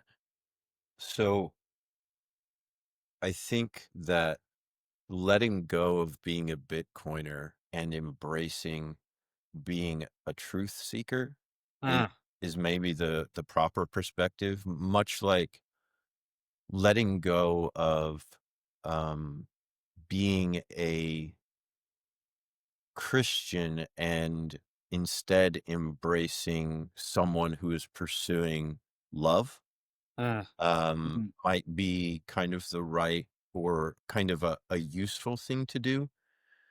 mm, Um, so to leave behind, like I just realized like how limiting being someone who defines themselves as a Bitcoiner is, because it's superseding everything else. It's just like, there's so many things to life. There are relationships, and there is health, and there is spirituality, and there's sleep, and there's finances, and there's doing your chores, and mowing the grass, and all of these different buckets. And Bitcoiner is just like looking at that financial part of it and going, I've got that right. mhm. And you can't, it's just one slice of the pie. Yeah. Um, you can't, and what it should do, I think, is give you purchase enough on the cliff that you've been dangling off of, being pushed off of. We talked about this, we all, Sal Pineda talks about that we all seem to have this somewhat like hidden shame. And it's like a victim of, it's like having been victimized at being financially raped by a extractive system, Mhm. that we all share this victim shame Yeah. of being abused and not understanding it, and coming out of that in order to find other victims that we can then move on with. But if you just keep this identity of being a Bitcoiner, it's like keeping the identity of being a rape victim, Mm, and you're not. What you're doing is you're focusing on the pain, and you're focusing mm, on the trauma, and in all actuality, what you really want to do is you want to be able to just grow from that, and you want to be able to let that part of the thing that once defined you, to let that be in the past, and to move on and to grow and become more, from mm. that, I think is what yeah. So it really, like, it got me to thinking, like, what is important to me, to be a friend, to be a brother, to be a bandmate, to be a musician, um, to be an educator, to be a shaman or a teacher. These things are far more important than what I think of like people who identify as Bitcoiners. There is, and credit to Sal Pineda for opening my eyes to this, because I wouldn't have gotten there without it. But um, to be able to recognize that, you know, identifying as a Bitcoiner is a lot like identifying as a victim of trauma, Mm, and a victim of, and to just maintain that identity is to continuously hold that shame. And you want to be able to let go of that shame, because and by the way, that's psychedelics for you, is that it yeah. allows you to shed that shame. It allows Yeah. you to move on and move forward without that. Yeah. The trick here is realizing that identity is an illusion. It's it's actually not real. It's a shared hallucination, and it's remarkable given that that is objectively the case. How powerful it is. I here I'm gonna. I think that's so beautiful. Truth, maximal truth seeking as the end goal, and identifying as a maximal truth seeker. I think that that is a very, very powerful move. I wonder, and this is the one thing I worry about. Does something like a Bitcoin, does it need almost a religious substrate around it to ensure its survival long term? So like, Michael Saylor in 2020 said, Bitcoin is a swarm of cyber hornets serving the goddess of wisdom, feeding on the fire of truth, exponentially growing ever smarter, faster, and stronger behind a wall of encrypted energy. Like that is Yeah. biblical in the way it is worded.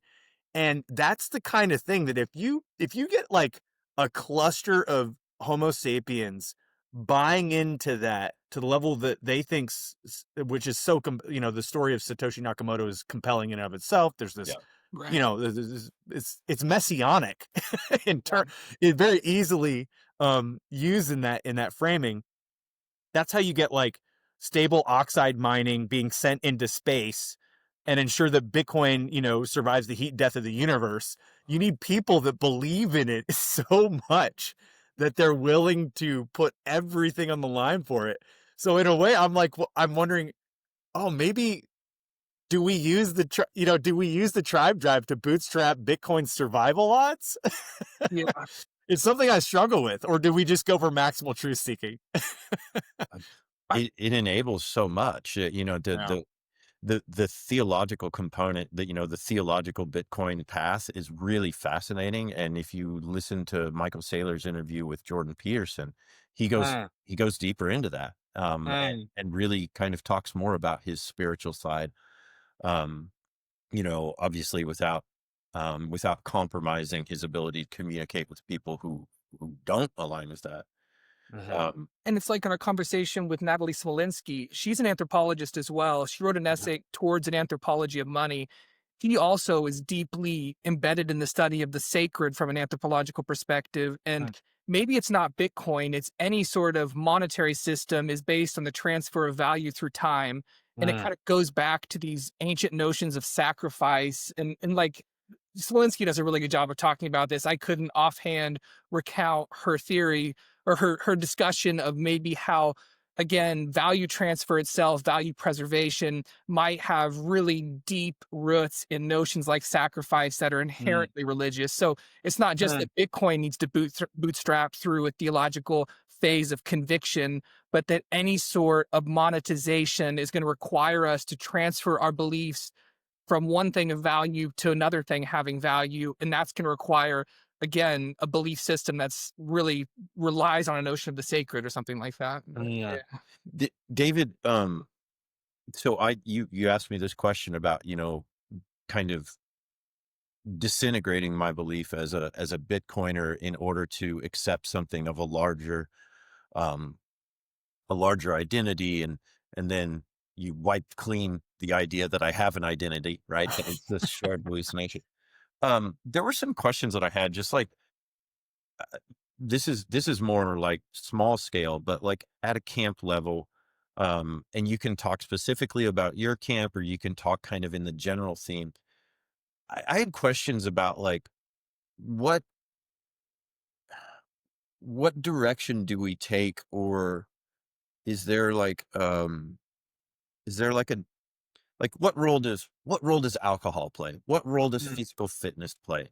What role, like, where are we with like romantic relationships? Are they couples? Are they, is this going to be the throuple polygamy type thing? Like, is there an anthropological basis for that? Like, because I've read about, there's, what was the book? The man from Mars. It's on Balaji's like recommended reading.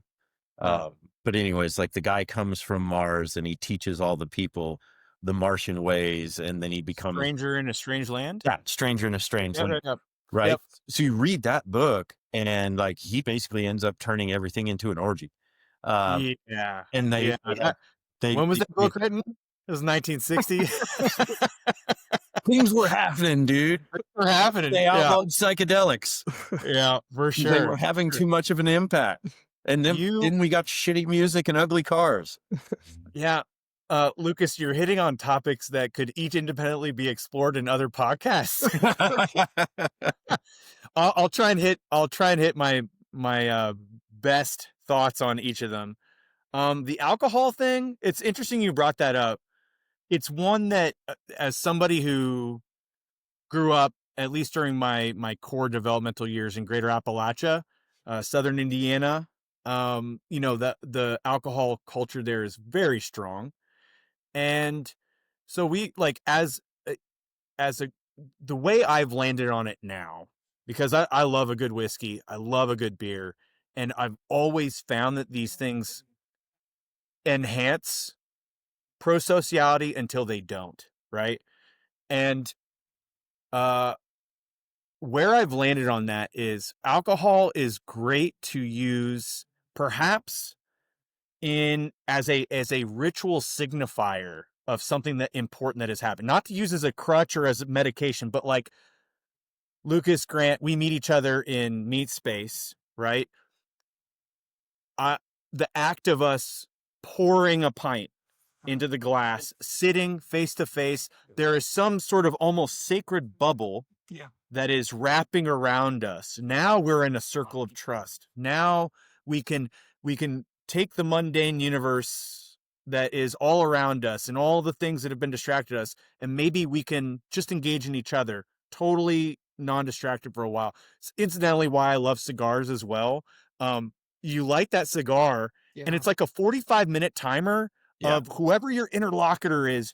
You've given them that space, that time, and also for me, because I love nicotine, a 10-point bump in my intelligence and eloquence. So it's like I'm like, and the thing is, it's kind of bad for you, so you don't want to do it every day. So there's an inherent like spiritual component to these things that they're just tools in your shamanic toolkit. If properly wielded, can create set and setting, right? Psilocybin adventures and exploration.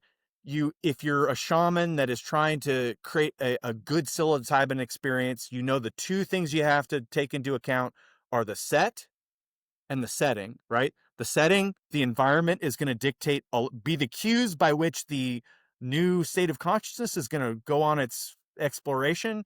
And then the set is the dosage and the spiritual preparation beforehand, right? All these things are just tools to help augment the output of the actual event itself. So I think alcohol can be one of those things if properly used in the right dosage, in the right set and setting. Does that? I'll leave you guys to respond to that. If No, I'm just curious because I grew up Northwest Kansas, incredibly hard drinking society. Yeah. And and I never liked it, but I engaged in it because I had this social anxiety that I used alcohol to help me get over when I played music to fit in. And there is that bonding thing, but I also think about it as kind of like, from the extreme crazy level, there is the conspiracy that, all of the world leaders are engaged in some sort of pedophilia because that's a way to compromise each other. And therefore, if you're all shared compromise, then you can trust each other. And then you scale that down to a lower level of like, oh, if I'm, 8 beers deep and everybody else is 8 beers deep, we're all compromised and we can all trust each other. And so there's the ceremonial part of it is something that I think is really powerful. And I'm just curious about it because I'm just rethinking all these things about my life, and about the habits that I had and why I did it. I am too, and actually to your point, I've been laying off the drinking strategically relatively recently. It also, my wife is a fun drinking buddy to have, and she's pregnant right now, so I'm trying to help out there too. And what something that's been super helpful has been reminding myself actually that the people are the drug. The drug isn't the drug. When I don't need the beer because the neuroendocrine response of being surrounded by face-to-face relationships I care about is the drug. That's that is the actual positive feedback loop you're trying to engage in. If the alcohol can improve, if it has a pro-social component to it, if it somehow makes that connection just a little more fun or strong in that moment, that's fine.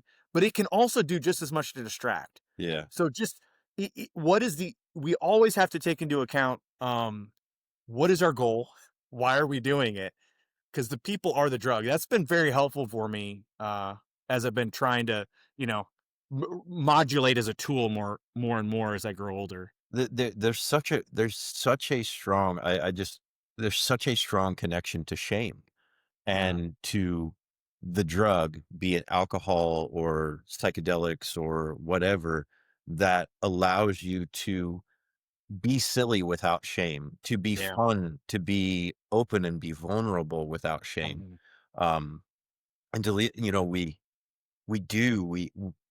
especially in the Western culture, we live in such a shame-based society, where it is a useful tool to keep people from going out of line. But then we've gone to the point, I think now, where um, people don't try new things because there's such a shame associated with failure when we should be interpreting failure as simply feedback, as Mm. as a mechanism to allow us to further hone our skill. But yeah, especially today, right? Especially in the era of um, the woke kind of Puritan approach to thing, where it's you know, who can be the yeah, you know, like who can be the most pure, and the most pure is the one that hasn't failed, and the one that hasn't failed is just the one that hasn't tried, because there's no such thing as a born winner. There's just people that kept losing until they were able to finally succeed. So yeah, Oh, I don't know. I'm just curious. It's interesting yeah. to me. That shame component is super interesting. It makes me think of the Japanese tradition of getting absolutely wasted with your boss after a 14-hour workday, and it's Part the of it, only yeah. time you can kind of talk shit to your boss. Yeah. It's like, it's such an honor-based society, and shame is one of the mechanisms by which you punish others. Hmm. And so it's like this little window where you can do exactly that. Your permissible um outbursts that don't necessarily tie back to a shame mechanism. That's fascinating. I hadn't really thought about it that way. And shame is also the way that you punish yourself. There's Mm. Bernard Williams has this book called Shame and Necessity, and it's about the ancient Greeks. And the thing about shame is you can experience shame when you're by yourself and there's nobody to shame you for having done something.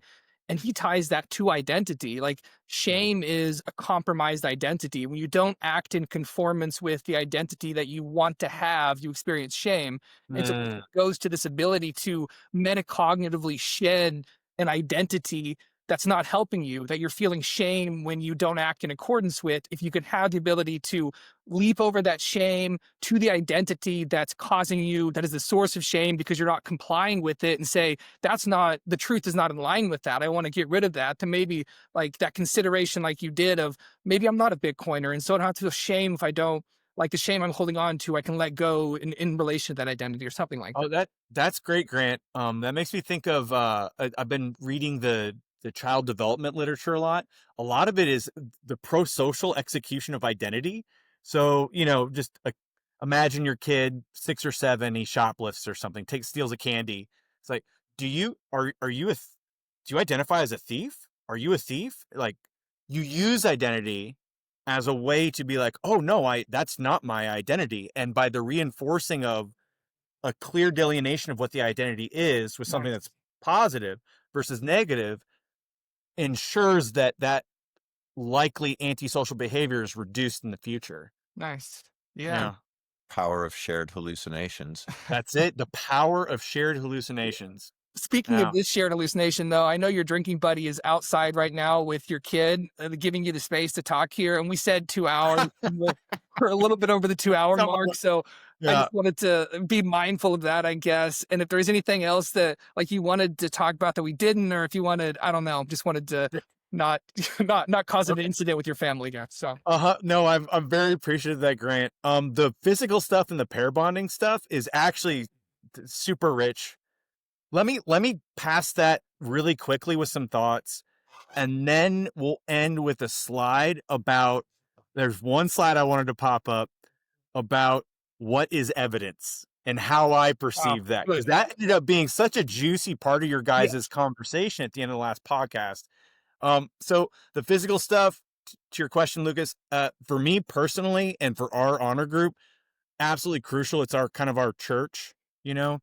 Um, we meet up for what we call a wheel of pain every Wednesday when we're together, and we do physically challenging things, usually that involve some level of coordination between the two of us, or four of us, depending on how many people we've got there.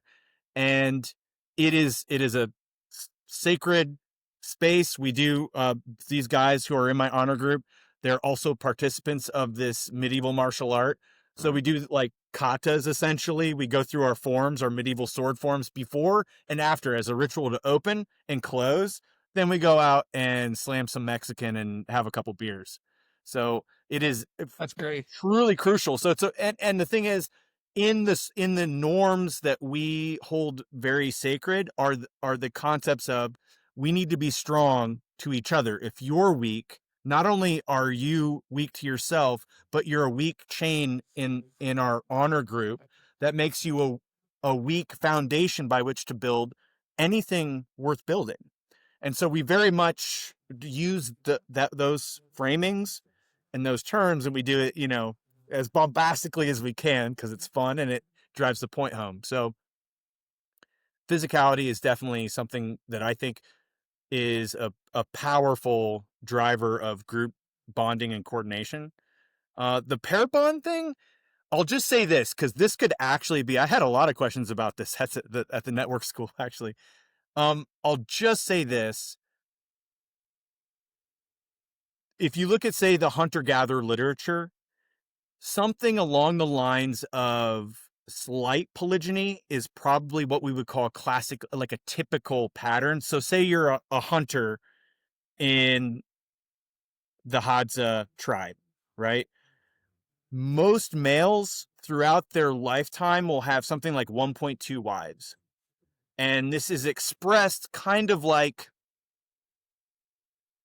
The side piece. Yeah, pretty much. You got another camp. You Yeah. might be such a good hunter, so you have multiple camps, Yeah. and you're such a good hunter that you can provide enough calories not only for your core camp, but for another potential pair bond, right?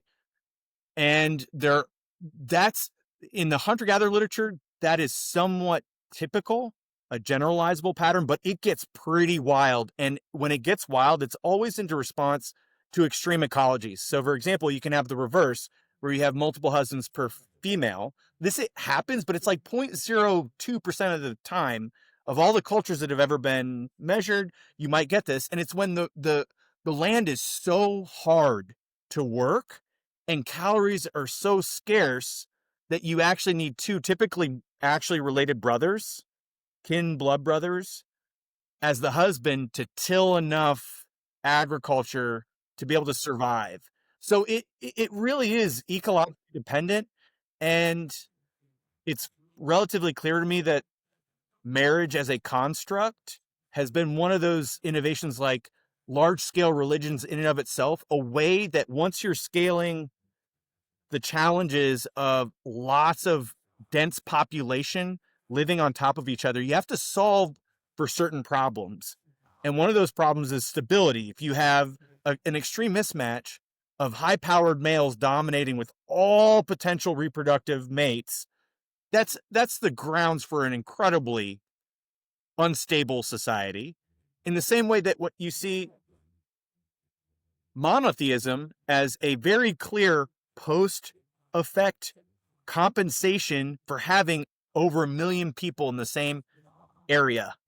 And so you go from polytheism as the sort of the standard, then you get these clumps of tons of people living on top of each other. And how do you coordinate that behavior? You have a more consolidated ideological intersubjective belief network that enforces things like marriage, right?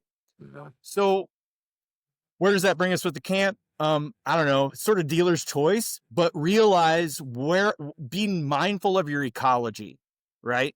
If you want, and always be seeking stability, because if you're if you're going outside of systems that are there to enforce stability, it's not just like you're not just affecting you and your pair bond, you're affecting everyone else in your community too.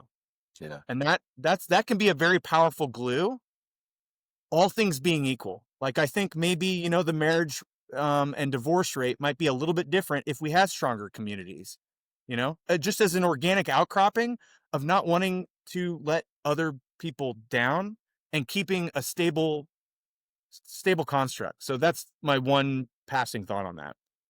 Yeah.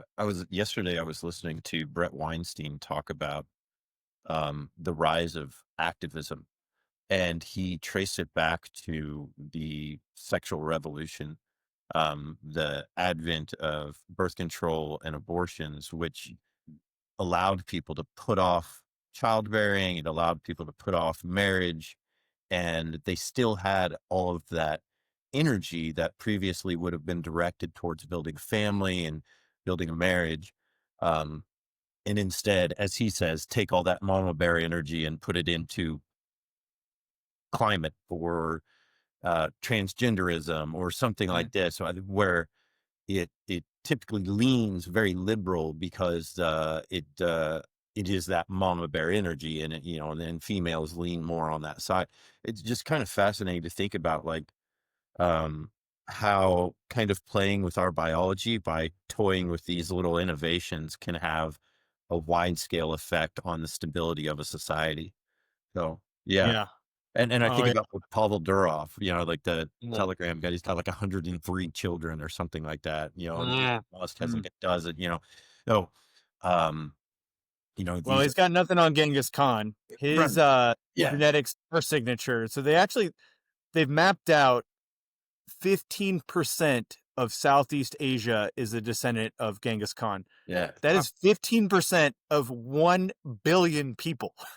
yeah, Because yeah. he had a very specific strategy. It was him and his boys going over to another group, killing all males, and expanding the official set of wives for each of his 10 offspring were 40 other wives. He had 40 wives, 40 like legitimate heirs, right? Like, Uh-huh. so yeah, that's one strategy to do it.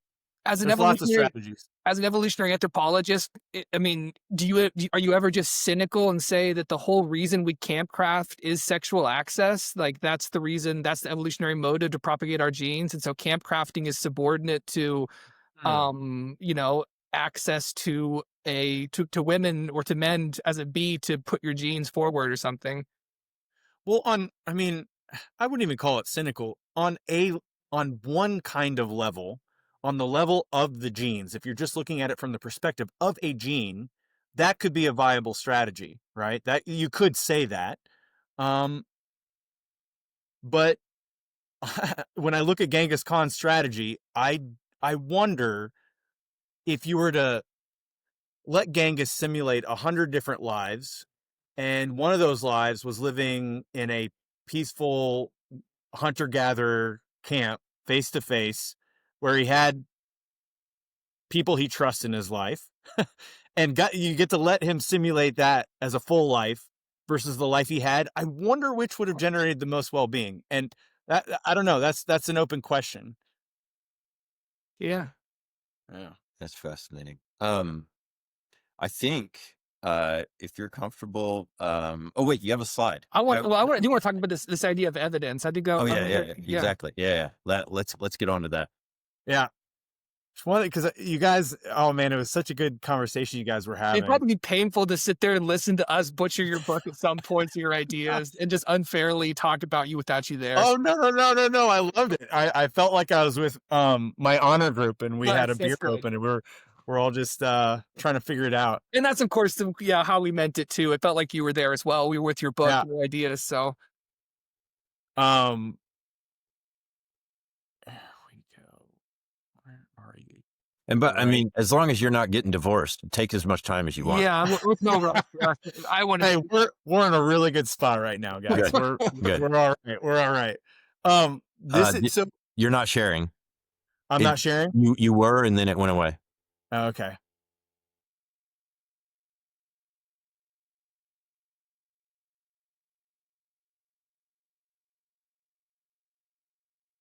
There we go.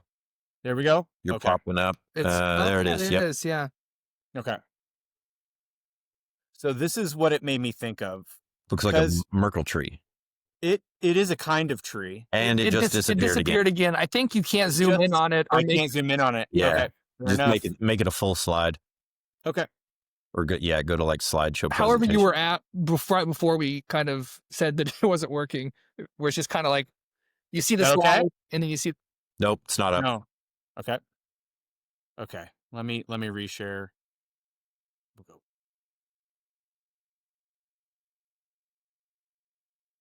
Window. Let's try window. That'll do it. That will do it. Okay. Now I'm gonna try. There it is. Great success. Yeah. Okay. We'll just leave it there. Okay. All right. So one key thing, Grant, that you mentioned was like, by what evidence? Because this was in the greater conversation of sort of the meta tribe. Yeah. And like, and trying to, I guess I should say, I'll back up for a second here right. and say that, you really try and swing at the fences after you've written a book for 5 years. You're going for a solution to a big, intractable problem that's probably impossible to solve. Yeah. So there's a component. There's a component of that. Just to lay it out for people who aren't, to get us to this point of the debate. Yeah. What's the problem you're solving and what's the solution? That was that big swing. Yeah, it's effectively how do we edge closer to pro-social communities that can thrive without killing each other? That's the basics we're trying to get to, right? And the concept of the meta tribe is basically to turn the logic of tribalism, the worst components of it, that thing that makes it embed into our psychology and be willing to kill or murder an outgroup. Let's use that against itself. And so it's sort of like a terminal tribe. It's like the last possible tribe that you could ever appeal to. This is being the team human or a meta tribe, because you're taking identity and you're gluing it to an open mindset. Yeah.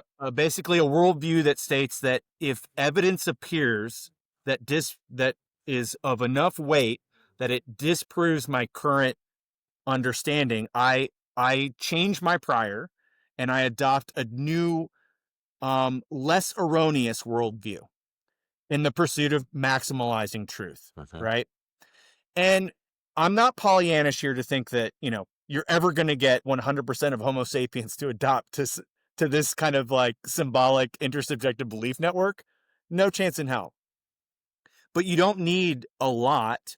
I'm thinking more or less along the lines of like, the Foundation. Have you guys read Asimov's Foundation? Yeah. Yeah. In the day, back in high school. I read it. I read it a couple of months ago at the network school. Nice. Yeah. That's awesome, man. I'm literally rereading it now. I'm in the second book right now. I read it back in high school too. And when I think of the network school and of what Balaji's doing, I mean, it's really hard not to make some sort of like peeler metaphor to him being Harry fucking Seldon of the 21st. Yeah. The Seldon plan. Yeah, is- Like Psycho- the Seldon plan. Like the guy is definitely, his thoughts per minute are such that you could imagine he's engaging in some form of psychohistory analytics himself, right? Like this guy is definitely next level. And what he's doing is really cool. And the reason why I was so attracted to the network's school and potentially the state is because I think it is a true embodiment of this sort of meta tribe as a concept. Baked into it is decentralization. Baked into it is empiricism. He's all about decentralized science. This is something that I want to dedicate the rest of my scientific career to. Nice. And really just trying to be as truth maximizing as possible and having that as a sacred mission of the enterprise itself, of the society itself. So I really do. The Foundation metaphor is really nice. So that's the big problem, right? And I think if you just have a few foundations around that have this, it's just backing up the probabilistics of our survival as a species. It's really sort of it's an existential issue, right? So when you said by what evidence, Grant, this is exactly, and then You said by what evidence? And then Lucas, you brought in some appeals. They were beautiful poetics, appeals to like love, purpose, and meaning. And I was like, okay, if I were in the room right now, what I would bring to our shared attention is something along the lines of like this. These are two different categories. And you've got here, effectively the human, this is the branch of information communication. All life from its beginning iterations 2 billion years ago is about figuring out what information to share through space-time. Basically, what information is worth saving, right? And once you get to the human branch, you've got two kinds of branches that emit from this tree of data that has been ongoing since really even before life, because it's all just data. It's all just information going through infinite iterations of natural selection. So what I heard you guys appeal to a lot was the left part of the tree. So religions to inspire, songs to enjoy, jokes to laugh. But there's also a dark side to faith and to unchallenged faith, unchallengeable faith. That's all sort of like the malicious cult you were appealing to before, Lucas. Like all the things that can happen when you use untruth as an identity and manipulate others. This is what I was talking about. There's shamans, and then there are witches or wizards or warlocks, right? Are using it for good or evil. So what protects us from the dark side of this appeal to faith itself? So imagine this. This is the thought experiment. You've got 10,000 different independent cultures. They're in their petri dishes. They have maybe they have their own planet. They're just running their own experiment, right? They come up with 10,000 different ways of knowing. This is a very popular term in sociocultural anthropology. This culture has a different way of knowing, right? This indigenous people sees, this is their worldview. This is what it generated over the life history of its cultural evolution. And then on the 10,000th, you have one that uses empiricism, effectively creating the scientific method. This is a way of knowing. It's a methodology of knowing, of coming to understand and reduce error in our understanding of veridical reality, assuming there is a veridical reality. And I don't think we have to have that debate here, that there's something to work towards to, and we call that truth. If out of all 10,000 of those cultural experiments, there's only one that can test the veracity, the veridical truth of the other ways of knowing, whether or not those things are objectively, measurably, empirically true or false, which is what makes the empirical line, the empirical tree, so crucial. And you would have to have that at least as a stopgap in our species. And this is the appeal to the meta tribe as a concept. If you have enough people that understand how to execute the system, you're just existentially protecting the other groups from running roughshod over you with potentially malignant forms of untestable belief.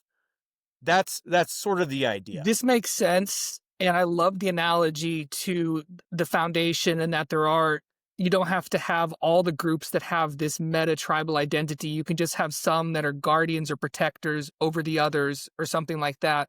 Where I disagree, I think, is that I don't think even that meta tribe has truth seeking at the top of its metacognitive pyramid. They have faith in a value, and that value is the equal dignity of humans, something that can never be proven empirically. If you try to empirically prove that, you're going to arrive at some notion of scientific racism. You're going to see that humans are not, in fact, biologically similar. This is what Adorno and Horkheimer were getting at in the dialectic of enlightenment.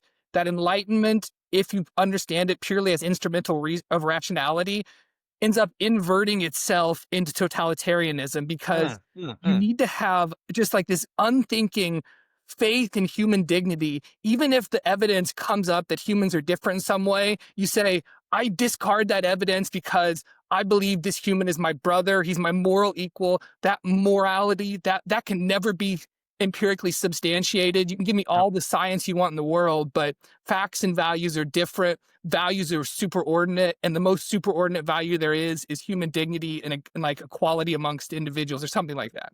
Yeah, but Grant, and that's well put. That is an ideology.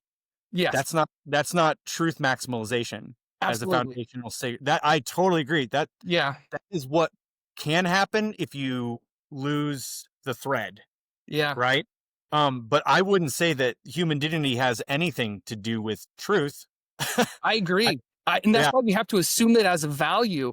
Like, if you want to have any notion of human dignity, you have to have faith in it. Science can never yeah, prove that. And I say the worse for science. And so that's where I disagree, I guess, with you is I'm not a truth seeker in that sense where I'll follow the empirical thread wherever it leads. Because if the empirical thread purports to lead me to a realm where I'm now looking at some humans as having less dignity than others, I'll stop following the quote unquote empirical thread and fall back on my faith-based value that humans are possessors of a metaphysical thing I call a soul, and that can never be substantiated empirically. Yeah.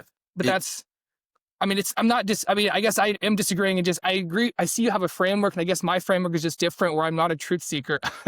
well, So, if you're measuring human dignity on metrics that are showing you that there is a difference in human dignity, but you fundamentally know that having a soul makes you equally worthy of dignity as anyone else, then you're just measuring the wrong shit.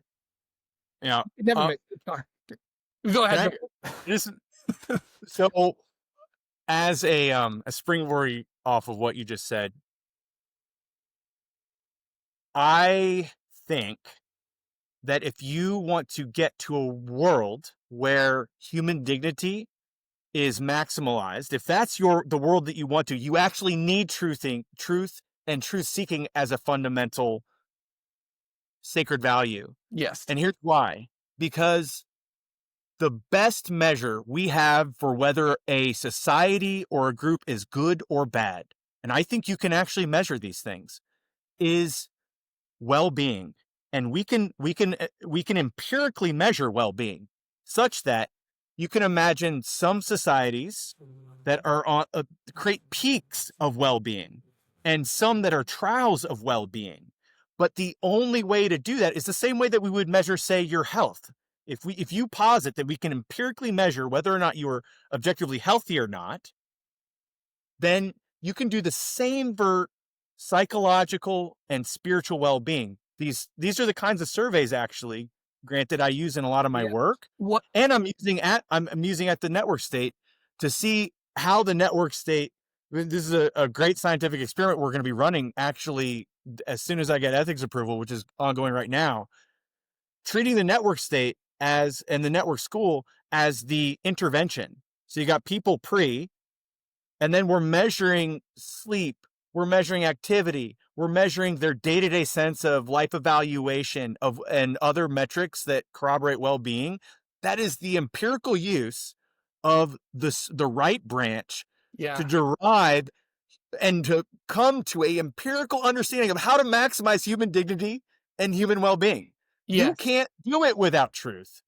You can't do it without truth, but you can't maximize well-being in the correct way if you don't have a superordinate value that everybody matters. For example, if the aggregate well-being of a society was increased by having a minority slave caste, then as long as the well-being was overall maximized, then the truth seeker who maximized overall well-being would say, we should have a minority slave caste because it's going to maximize overall well-being.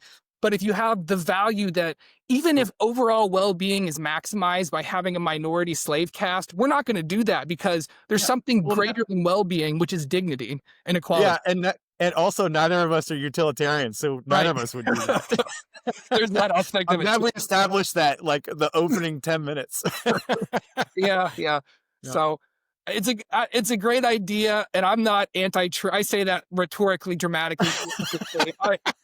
I'm not anti-truth. I just, at the end of the day, I think I am kind of just like, I got some ignorant values I'm never going to give up. So, And that trying is to the value think again about is that any- humans are morally equal. Grant just wants to own slaves. No, I'm saying the opposite thing, that if you maximize well-being, then you are in the position where if a society has the most well-being and it has slaves, then you got to endorse that, because it's not, I mean, you're not That's concerned about, presupposing how that could that you is. that there? I'm sorry, Grant. I got to push back. yes. Any society, unless you're making the category error of only measuring those who are benefiting from the slaves, the lives of the slaves are, I would predict, if we were creating a scientific Right. hypothesis, I would predict would drain the wellness of the overall mean of the population, such that that would never be the winning society. Especially if you're measuring human dignity. You don't measure Right. the dignity though, you measure the well-being. And so I agree with you though, it's something we would have to measure scientifically. We couldn't presume it one way or the other. There are some like studies of I can't say studies. I've heard discussions of caste societies where people come to accept their caste and believe that they are inferior. And so if you interviewed them, they might say, I like being a pariah, or I'm simply a pariah and that's who I am, or whatever. Whereas overall, someone looking at it from the outside might say, I don't accept that someone should have to accept that, even if they've come to be brainwashed into it, and so feel a sense of well-being from it, because I believe that human dignity is superordinate to an increase in well-being. Yeah. It's just, What's the Yeah, difference no, between dignity and well-being? dignity is unmeasurable. It's a moral quality. It's a value, not a fact. But I could tell you whether or not I feel as though I have dignity. What do you mean by dignity, though? That's the thing. I can't cut you open and find the dignity. But you can't cut me open and find my well-being spiritually. You can't cut me open and find my well-being mentally. So in David's point, you can measure that though with like some sort of like interview. survey instrumentation. Yeah. Are those just the composite factors that give you dignity? Maybe there's a philosophical. Those things are going to be my prediction here. This Yeah. is me relying on my worldview that the truth branch is important. My prediction would be that those things would be tightly correlated. That a sense of dignity is intrinsically linked to the quote unquote things that you could measure spiritually about autonomy, control over one's life, meaningful and valuable relationships in one's life, day-to-day work that has purpose, and function and provides value.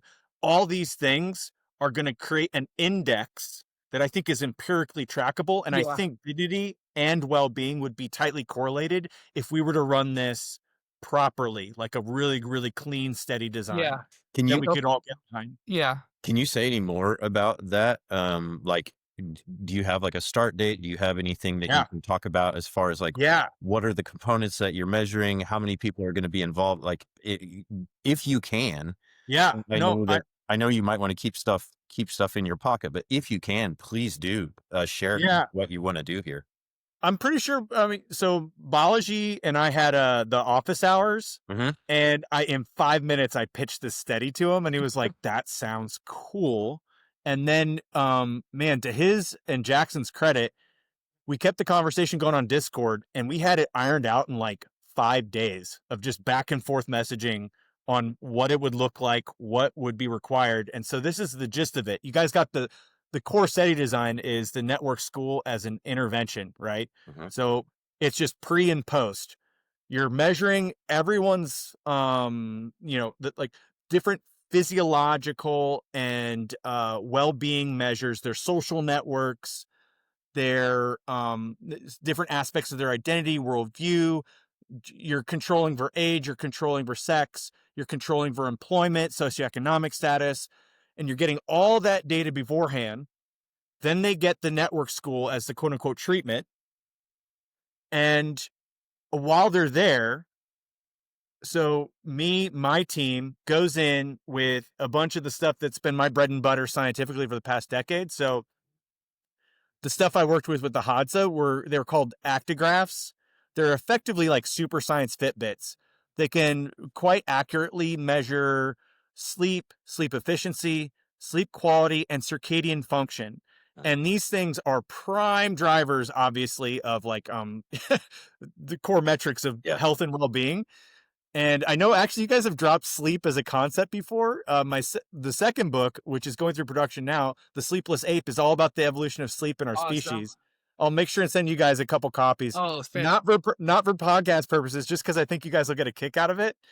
So the idea here is to put these super science Fitbits, and then if I can, I'm outreaching to a good buddy of mine, a collaborator of mine who does hormonal biomarkers as well, and we can get things like cortisol.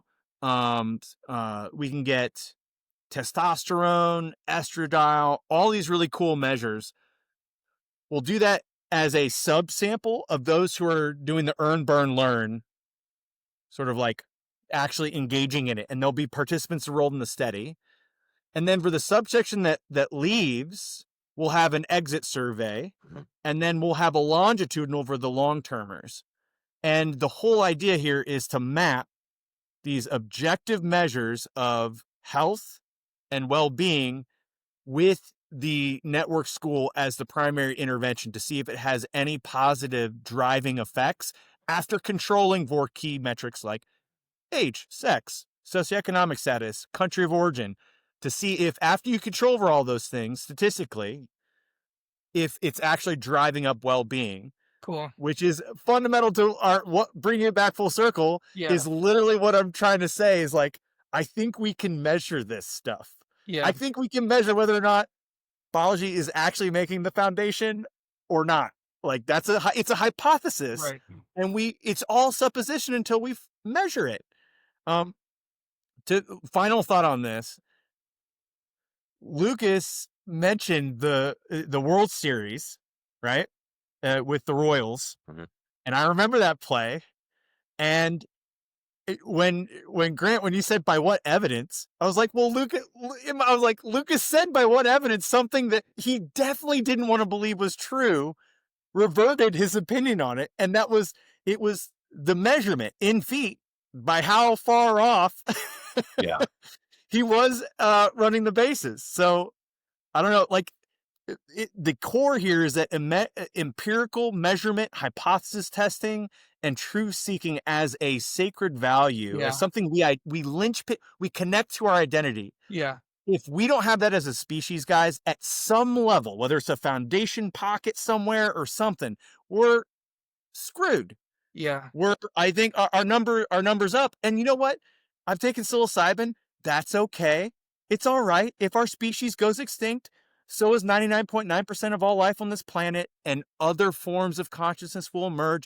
It will be okay. You know what I mean? Like, I'm not too worried about it. But at the end of the day, if you think there's something cool about human consciousness and we want to preserve it and preserve its light for future generations so that different iterations can improve upon it, then I think it's a crucial component.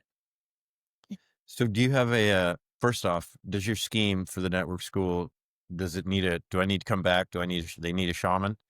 And two, I would. Okay. Go ahead. No. Now we're getting down to brass tacks. I'm just trying to get paid in your study, dude. Well, pending there's no reason I shouldn't have a job at the University of Toronto here, and I won't get this a couple big grants that I'm trying to apply for right now. If I can get there's one I'm applying for in particular that should be enough to fund this study for several years. And that's where things could get really interesting. We could actually introduce, I think as a secondary study, we could introduce things like, well, what happens with a cohort that we start playing around with some of the things that we were talking about, like ritual initiation and being mindful of how the school scales in numbers. That's something we didn't get to talk about today, but I would love to talk to you in the future, is that, there's this value at 150 where things get really dicey. Yeah. When groups scale beyond 150, it's precipitous. And so you have to be super mindful about the ways in which you help cultivate healthy growing of the tree, and don't snuff out the life before it has a chance to really grow. And so it would be great to have you out there, Lucas, and we could collaborate together Dude, on this project of improving human wellness. you're awesome, man. Like this has been so fantastic. And I would say Lucas has a PhD essentially in rituals. He was working on an app called Rituals. Wow. As of like 3 years ago, because he so deeply believes that people need to have that in their life. So he's been, I told you this in a DM, that Lucas has been doing this wherever he goes. He was doing it in Washington State when I was living up there. And he came and visited me, where he went from knowing just me when he got there to, like I mentioned, like a month later, inviting a whole yoga studio to my tiny apartment for a party, and they showed up. Like, people that didn't even know him were so, like, they just saw this is a person who's creating a type of community that doesn't exist, and we want to be part of that. It was really cool to see. So yeah, it's interesting that you and I both have, like, my thought on rituals is more of like, you need to do the same thing often so that you can offload the mental brain power that it requires to make all those decisions, so that you can focus on doing the things that are truly important, that are going to move you forward in life. Two quick things I want to, you talked about knowing, and then you've also talked about really kind of leaning into sort of the physics of things with like Jason Lowery. So you have a colleague at the University of Toronto, John Vervaeke. He's still there, right? And I was just curious if you've explored his work, because when you're talking about knowing, it's like diving right into his Awakening from the Meaning Crisis, like a 53 video lecture series. And it just sounded like you've been experienced in that. And then on the physics side of things, as you talked about circadian rhythm and stuff like that, and the importance of that, the guy right now, I would say, kind of leading the charge in the physics of biology would be Jack Kruse. And I'm curious if you are familiar with the work of either of those two individuals, because if you're not, then you're already in the same vein of these people. That's fascinating. No, I'm unfamiliar with their work. Dude, okay, man. I've got Good homework job. to do. That and reading the Satoshi papers. I just cracked it open, and I cannot wait to get into that, because I'm a fan of Natalie Selinsky's A work. conversation between you two would be But that would be phenomenal. Yeah. He was just too far above our level, but you two, I would watch that so much. That would be fantastic. Two anthropologists talking about that. It'll be fantastic. So absolutely incredible. I'll throw it back to you. Anything you want to say before I sign us off here? No, not at all. You guys, besides, thank you very much. You guys, again, the proof of work on the book. It was such a pleasure to see you guys work through it with such an open mind and with such energy. And ever since the network school, I knew that our paths would cross sooner or later. I just didn't know it'd be so fast and so hard. And I'm really excited about it. We'll keep the conversation going, because I really do think there's something special going on out there, and it'd be fun to collaborate and to figure out what the mechanisms are that could, improve its chances and its odds, because it's a great experiment that we're running as a species. Yeah. cool. There truly is something special going on at the network school, and it's because of intent, but it's also because of just utterly beautiful people like Jackson Steger, who is just an absolutely incredible individual.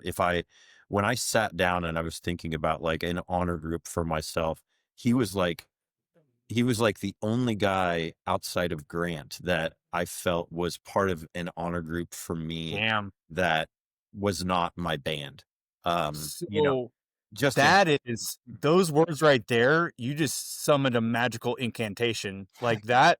That to me, like, if the network school has human beings like you that feel about each other as the foundation to it, as the pillars, it will succeed. Yeah. It will have much harder road to travel if it can't cultivate those foundational honor group cells that keep the thing going. So that's a really high praise for Jackson there, and for you too, Grant. Like, that's a friendship summoning spell right there. That's awesome. Nice. I do. I want to. I recently did a psilocybin trip, and I came out of it, and one of the things that I want to do is like, because I had read your book, and I was like, I have to write down all the people that I love. Like, I have to, like, okay, who are the 100? There's probably, honestly, for me, there's probably like 150 people that I think are just utterly incredible. And then That's your band. how do I get 10 of them to go Yeah. buy cabins in the mountains with me? And, Oh, you that's the know, thing. and do this, Something for community. right? Yeah. Yeah. So anyways, God, it's been an absolute pleasure. Yeah. David, thank you so much. Just for everybody listening, go read Our Tribal Future and dig into it. I know that we have Bitcoin in the name of this podcast, but this is what, you know, my realization was that Bitcoin is not about money. It's about truth seeking. And what we're doing here is we're truth seeking from a society perspective, a community perspective, from spiritual well-being, dignity. And we're trying to find truth there. So for all of you that have made it to this far, we appreciate it. Thank you for listening. David, thank you. Grant, as Yeah, always, I would say get the book, man. get It's the so book. fantastic. I loved it. And there's just not many books that are truth seeking in the sense where you lay out the evolutionary history. And it does take, I think, courage to talk about Balaji and Jason Lowery and these people who are not within like the mainstream of the type of studies that you do. And so the book is a courageous affair, and it's a beautiful book. I loved it. So I want to throw out mainstream and just label it Yeah. for what it is, which is ideologically captured, just like, the cowards hiding within the system. and this book is not that. It's Yeah, very it good. is- And thanks it's so much, awesome. man. I love the conversation. I'm Thank so you so much. Thanks.